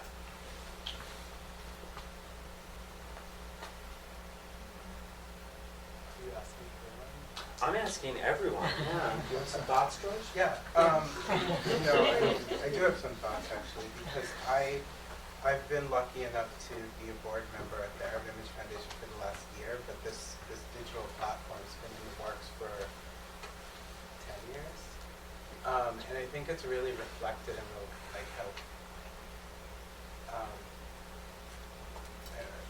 I think it's a great platform, but I think one of the decisions, because this year we've had to make a lot of decisions with the directors, with the board of directors, and something that I've really enjoyed was this decision to not think of it as something that needed to be launched as like a finished product, but as a work in progress, you know. And I think for me, that really allows our audience to intervene and to feel welcome to intervene, like not to intervene in something that's complete, but to actually have some sort of an agency in the direction that the platform takes, whether that's through keyword interventions or the lab or other parts of it. Maybe to add to that, I think what is interesting about the general concept of this platform, I mean, George presented this moment of layering, but the layering is really something that is behind many aspects of the platform, because the idea is that you have the photographs themselves that have a certain description, but then the idea is, or what we're working on, is to create all these other descriptive layers that can go from the material description of the photographic object that you already have by being able to look at it from the front side, from the back side, as a negative, as a print, there's other objects that have even other versions. And then you have a descriptive layer of the content that is maybe evident, but then we are also developing an entire other aspect depending on collections that is rather sensitive, you know, so I don't know, the smell that images maybe suggest, etc. And so this is a work in progress, and this will take time, because evidently it's all like very time intensive labor that needs to be done by people, but the idea is really to consider photographic objects or images in their multiple layers, and so this is also something that functions in these different, like the lab, which is an experimental section, will also be a place where other types of layerings could be experimented with, no? That, I mean, go from writing over whatever compositions, etc., etc. And I think so this platform, in the case of the Arab Image Foundation, is important, or the pivotal moment is really that physical material was brought to Beirut and stored in this cool storage room, which is fantastic and gives the material objects a prolonged life. But I mean, if you would just keep them there, they are like dead objects, like the cemetery, no? And in order to, I mean, not practice a cemetery practice, I mean, the digital archive is extremely important. It's the way to access, activate, etc. I mean, one way, evidently not the only one, but, and also with this idea that I guess to be more open and not reduce access to these images in Beirut, but broadly, I guess that's where this going to the digital is important, even though it's very laborious, because yes, there's 500,000, more than 500,000 objects until now, not fifth, I guess, is digitized. Yeah, I mean, I guess, you know, when we began this project, we were thinking about the archive primarily as a sort of, as a historical resource that would be, you know, sort of, you know, driven by content, by narratives, by materials we use for claims making and so on. And in the course of working on it and now going back and this is it's only recently that I've actually started writing about the archive, and for a long time it was a sort of counterpoint to my ethnographic work, and I'm returning to it and listening and writing about it, and I think that the sort of phenomenological possibilities of this collection kind of really attending to these embodied and affective registers and the importance of gesture and these other non-semantic, non-verbal basically modes of communication, I think are really important. And what Kaoukab was saying, that you know, there's this, all the way along, the POHA has resisted transcribing these interviews because we want people to engage precisely with these moments that you know, I mentioned and then you reflected onto, where the sort of affective structure, the emotions that undergird these narratives and how that's manifested and kind of what is being communicated at that level. And so we also, before we did the collection, we also, many people wanted to, you know, get transcriptions. They wanted to, you know, have easy access and, you know, to be able to go to a text and not engage with the sort of embodied account, and so now that this material is going to be going on, is going to be that the archive will be fully accessible. I mean, obviously how people use this material and how they engage with these questions is, I hope, will be diverse and complex, and the fact that it now exists out there and people can start kind of working with it is really exciting to me. I'm also working on a film. I'm working on a film at the moment which is going to be made entirely out of material from the British Colonial Archives. So the visual track will be from the British Colonial Archives, and I'm bringing it together with sound from the Nakba archive. But I'm thinking particularly, again, sound not as necessarily as words, but sound as these kinds of, in terms of thinking about how to kind of bring that in to the project that I'm working on. So I encourage all of you to use this material and do interesting and creative things with it. Do you want to comment on the general act of building the digital archive, which I see in a nutshell as an act of curation, an act of translation, and you grapple with all these questions of, how do you preserve the integrity of the material, of that performative act of testimony, that document, or is that the photo, or history interview is. How do you lift up the context? How do you preserve the provenance, the genealogy, the format, the texture, the tropes of communication? And I don't think that there is an easy answer to these questions, but all you can do is keep reflecting on these questions and work towards opening up communication in an inclusive way. So if there is an end, really, I mean, it is between, authenticity, integrity, context, and all the other components of this, and towards, opening up a dialogue where someone would feel like they have a seat at the table. So bring that performative moment or act of testimony as close as possible to the researcher, the human, the present, and support dialogue. That's all you can do. I mentioned that the Noncitizen Archive is more of a artist, activist project, at least from the start, rather than scholarly and institutional project, which means also it's kind of there are some natural consequences in terms of highlighting form, picture, affect, and so on. Since many of the different media and objects are artistic,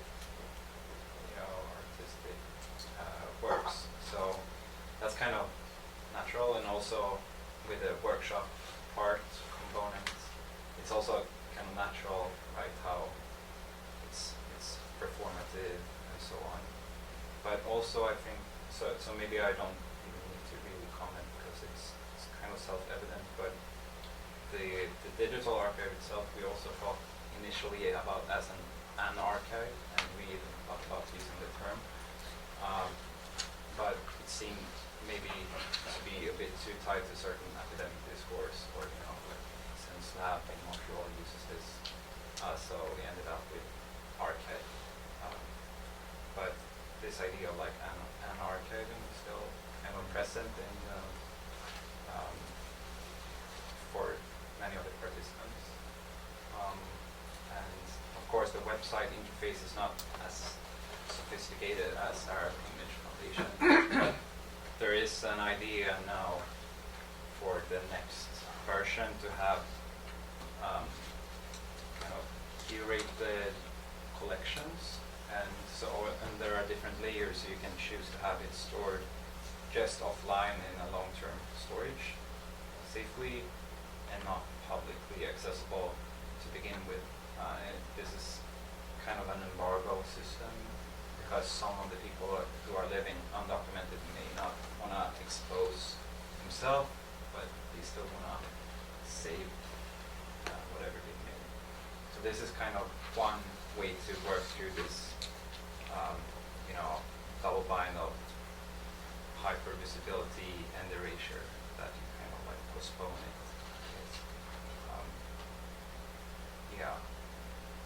I guess that's it. But hopefully this interface will develop. I was really inspired to hear about your project. One quick point, and then I feel like we should. I know there's a bunch of questions here. Kaoukab, you say that it's not easy to do. What did you say? Dealing with the material is not easy, right? But it's oftentimes something that's so overlooked because it's so hard to deal with, right? I mean, and that's the paradox of like, you have the messiness of real life, and so I think some of these projects are actually really taking the time to delve into, again, what I said, like, what does this material need to actually do something involved, right? And that's the, like, I mean, it's so much easier to be like, yeah, let's just put keywords, in like a simple way. Let's just put this metadata here, let's just do it for the end. And so I just wanted to highlight, I guess, an appreciation of, I guess, with the flood of digital platforms that we have, ones that actually are stewing and cooking and taking time, and for good reason. And there is also another dimension that I think we do need to be aware of and address, and that's the institutional funding and the sustainability. I mean, this is definitely ran for the politics of knowledge production that we need to really play out.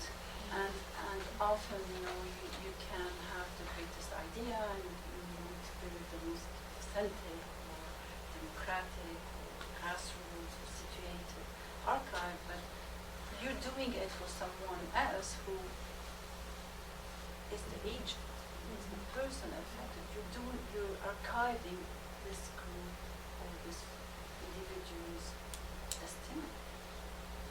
And there is a political responsibility, and it has many layers. We are very lucky, most of us, for that, very well endowed academic institutions or cultural institutions. But I wonder what would happen if the camera was given to everyone in the world of that board. What would have come out of this? Would it be different? Would it be? Would it change discourses, perceptions? So maybe for the sake of time, if I could maybe collect 2-3 questions and then pose them collectively to the group. Yeah. Hi, thank you so much for all the presentations. It was really wonderful. My question is about the Arab Image Foundation, which is a project that I've been kind of following for a long time, and it was exciting to see a preview of the new website. I guess my question was kind of about a few things that came up there, and about the approach to the Shamanic collection, and about the other collections within the Arab Image Foundation. Because on the Explore page there was, that image that was one of the first images that I was very familiar with from AFI, which was the image of the woman whose face is scratched out, which is this sort of gesture to not wanting that image to be reproduced, or in some way affecting the negative. And so it raised that question for me about the sort of the approach and the sensitivity that the Shamanic collection seems to be approached with, how that, I don't know, could ever be extended retroactively or in a sort of reflexive manner to other projects that the archive has done since it was first founded. And I guess and the ethical question that's inbuilt into that in dealing with people's personal documentation, and how that's I think a kind of unique to a lot of the things that something like a state archive deals with. Can we just collect? Any other questions that we can kind of offer a couple?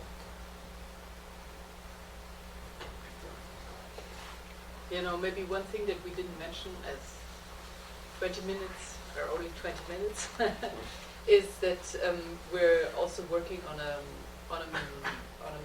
mission or a project which is revisiting the entire legal aspects of the different collections, because as I mentioned, like, collections were collected and so donated by people partially, but partially they were deposited or are kind of temporary, have a temporary kind of time at the Arab Image Foundation for now.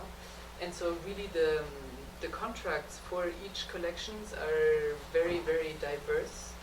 And the idea is to really try to find ways to do justice and to critically kind of position ourselves towards these collections and the legal kind of contracts we have with owners, depositors, but eventually even with people who are depicted in the images. And this is a very complex kind of project, because you need to take into consideration so many different aspects. And as you say, there is the necessity of dealing with each collection individually, which doesn't make it easier, no? But in terms of the platform, so depending on the contracts that exist with people who are linked to or related to this collection, images will be made available with different Creative Commons licenses that will allow one or the other usage. And then evidently, I mean, the collection is full of images that were not yet made public, and I'm sure that making this online platform public will create also these types of interventions that will oblige us to take down images from the platform, because this is simply something that will be a new kind of step now of making really all these images and all these people in the images publicly accessible.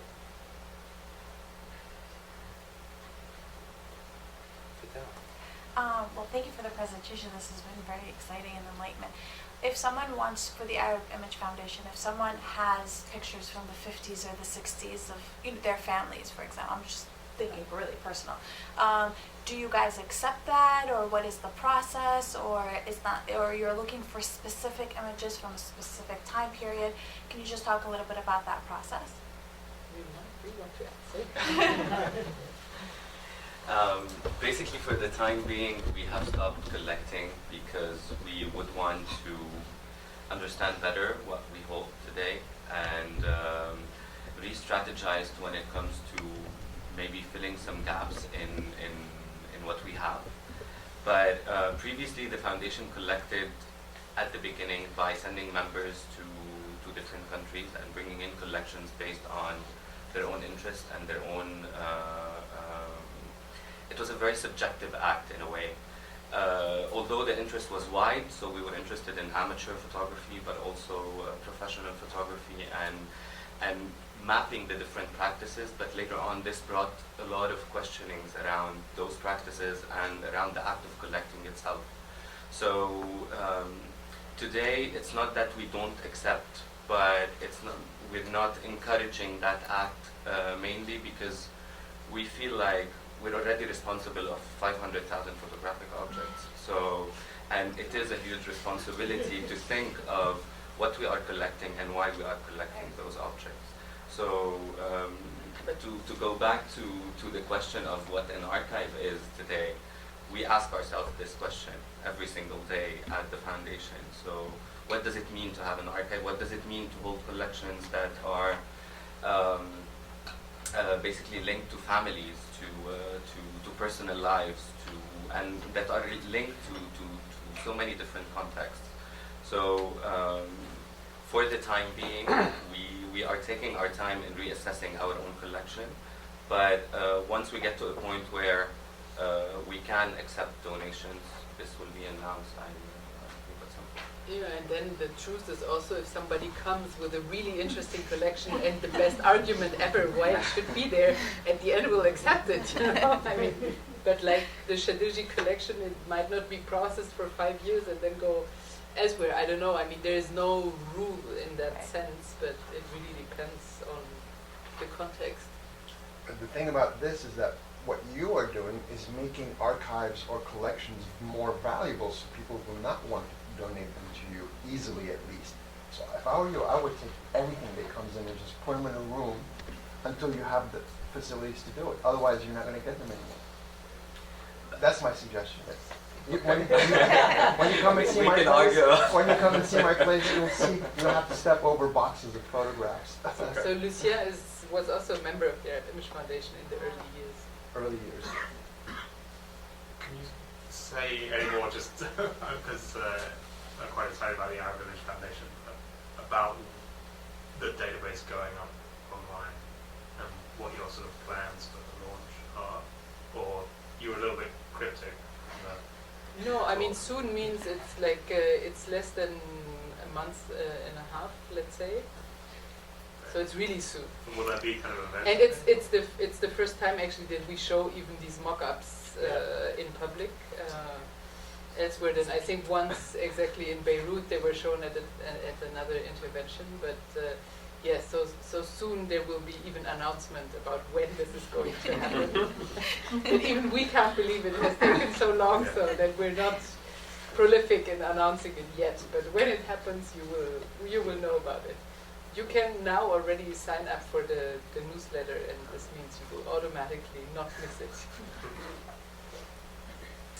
I just wanted to go back to something. I think it was Diana in your presentation you talked about the risks of documentation, and it seems like that is something that's kind of been present across these presentations. Is that you all are involved in acts of collecting documents while being quite cognizant of the risks of documentation. I don't know if I have a question about that. It seems like a really powerful kind of problem within these organizations, and I'm just wondering if you might expand on that within the specific context of Nakba. Yeah, I mean, I just think I don't have a sort of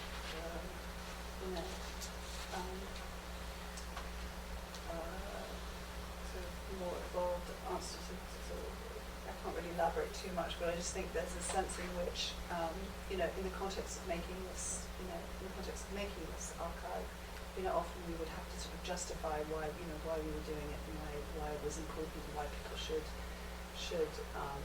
participate. And one of the things we were saying is this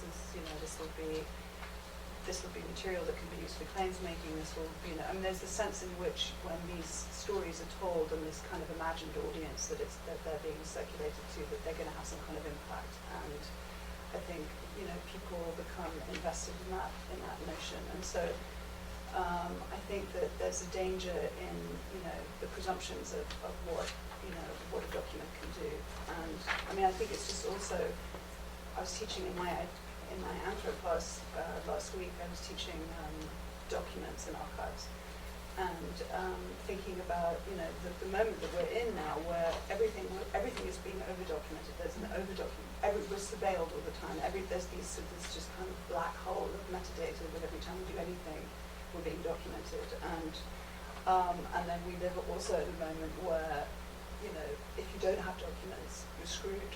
And so I don't know. I was sort of talking with my students and saying maybe we should be destroying documents, and we should be or we should be destroying our own we should be destroying the documents that we carry. We should all be undocumented, And so I mean it was obviously but I think there is. I think one does have to think critically about. I mean, it's kind of what Mark was saying too. What is an archive? What are collections? Why are we doing this? What's the purpose? What kind of, what Kaoukab was saying too, like the responsibilities that one has when one records a testimony to the person who's given that narrative in some sense. And the ways we become implicated as researchers, as archivists, as viewers of these materials, of these interviews. So yeah, I don't know. I mean, other people I'm sure will have other things to add to that. But just like to add one point, I want to thank you for your question and for raising this point so explicitly, because I feel that this is something that needs much more discussion. I mean, archiving is a political act of intervention, and often, we're not very clear about whose ends are being served by the act of archiving. Is it institution? It could be a degree, or have a unique source. I can attract researchers, or is it the community who is being archived and researched? And I think there needs to be much more open dialogue around these questions and clarity, ethical clarity. Also, sometimes you change the field. I mean, you raise prices, but you also elevate a certain discourse. I mean, it is a political act of representation. And to what end you're doing this is something that needs to be thought about. And maybe we cannot avoid this.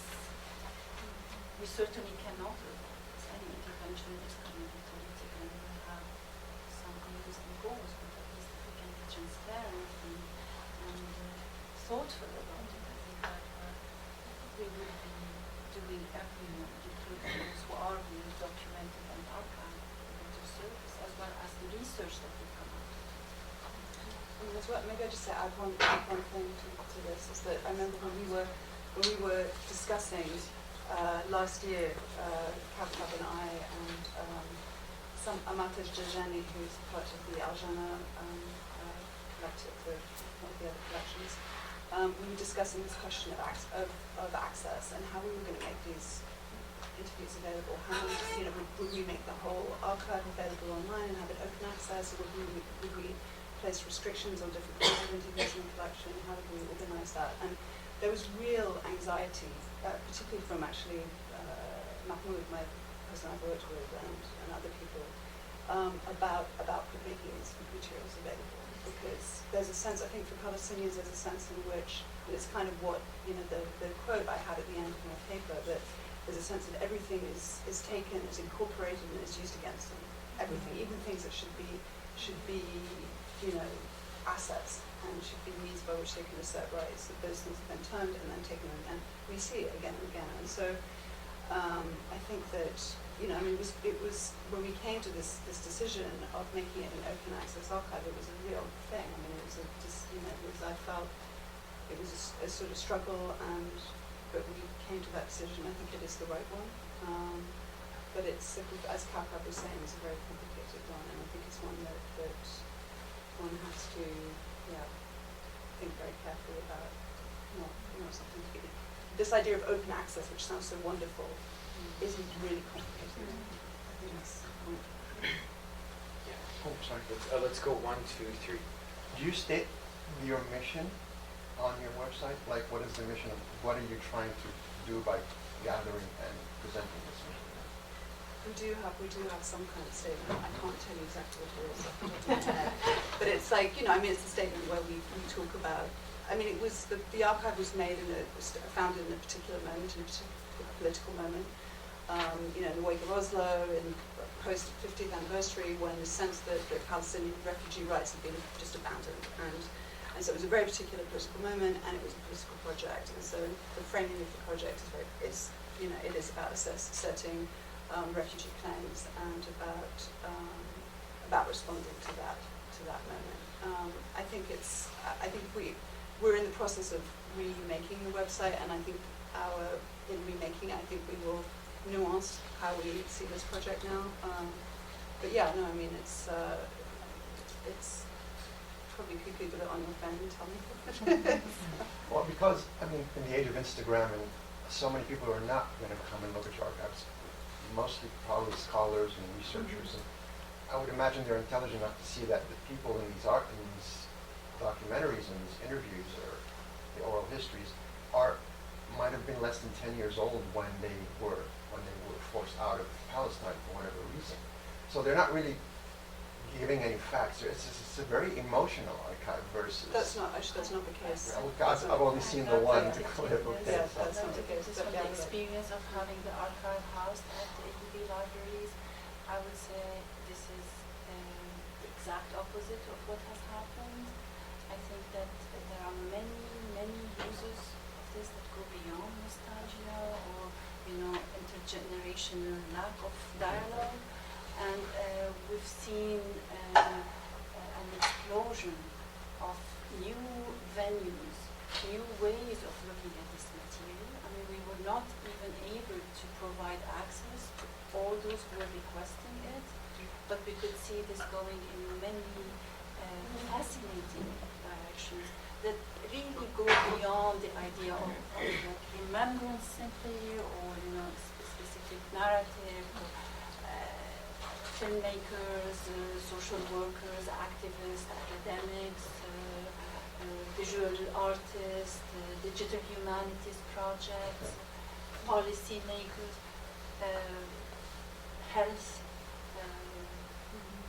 I mean, different disciplines, and really an explosion of angles and ways of looking. Okay, great. I'm sorry, I based my question on the No, point. but also just to clarify too, that because it's important that we actually, as our part of our methodology, we chose to not interview anyone who was below the age of 12 when they left. And most of the people, remember that most of these were recorded about 15 years ago.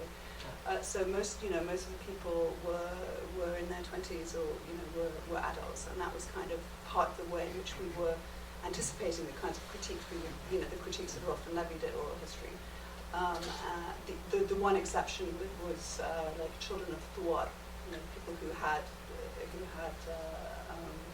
sort of specific information. So that's that's not. I mean, and Sabbagh was married in Palestine. So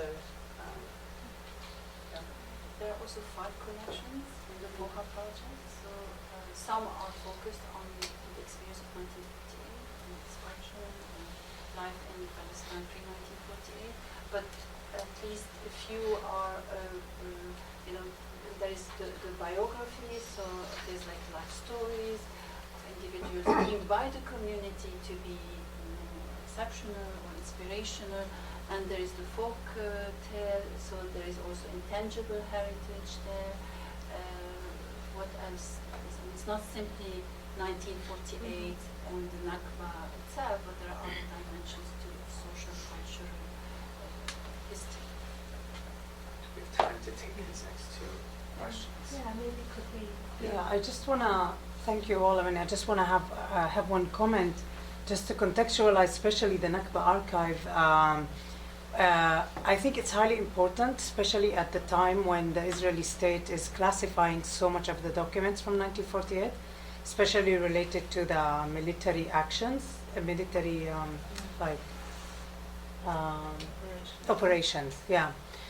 From in 1948, and I think as they realized, especially at the time of the criminalization of the commemoration of the Nakba, I mean, I call it criminalization de facto, but it's like you're not supposed to celebrate the Israeli state, establishment of the Israeli state as a mourning. It has to be a celebration.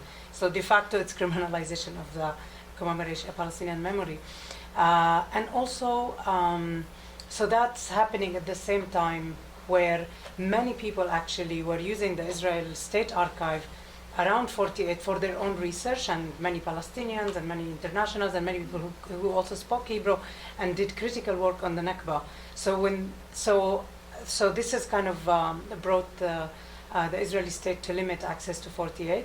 And I think one of my friends who was working with these archives, she had access to it, and like a year later it stopped the access. Well, these documents were classified, and what happened that they themselves started connecting with people who had access, and now they're generating, probably through just an email, like the classified documents that were accessible like few months before. I mean, I don't know what's happening with that, if there is like a project going to, but this is interesting. I think the moment is important for this. So I think like the archive becomes, in this case, highly important, especially because of the weight. Like, so the Palestinians are speaking of the Nakba, and the Israelis are trying to silence it now as much as possible because of the political weight, as I said, like the refugees and whatnot. Anyways, yeah. Thank you all so much. This has been really incredible. Just listening to you all, I'm realizing that you occupy multiple positions. You're archivists, but you're also human rights activists. You're translators. You are witnesses. You are photojournalists. And in some ways, all of those different tasks that you have different time frames and experiences. And I'm wondering about instances in which people from whom you were collecting objects, materials, testimony were operating in a different time frame than you as archivists were imagining your work in relation to a kind of future to come, but perhaps they were operating in a very present, exigent context. I'm just curious to hear about those moments.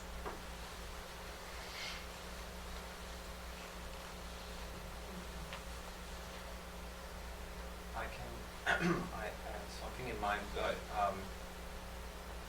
well, first of all, I mean, I think the archive project, Noncitizen Archive, is not really, collecting something only, right, as I think that, or I talked about these workshops and so on. So it's also about, different connections and so on. So I'm thinking about one example for your question, which is this anti-deportation movement in Sweden, mainly Afghani teens who will be, most likely will be deported back, and they stage these sit-in strikes in public squares. So they filmed these actions with the hope that it would spread, which it in fact did. And so that was part of a media activist tactic with a more like instrumental and like short time span. And so the media, the sort of head of media within this collective, a guy named Amir Nabizadeh, he's now a teacher in these Noncitizen workshops.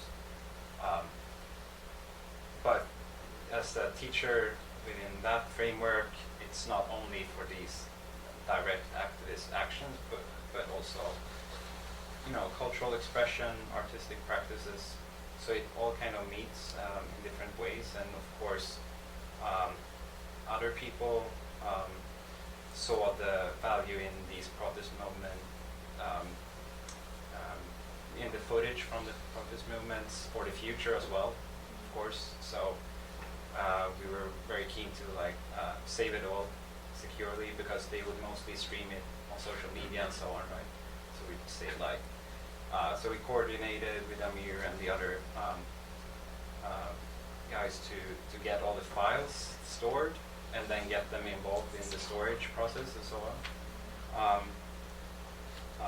Yeah, but just to this question of politics and who, for whom it's stored,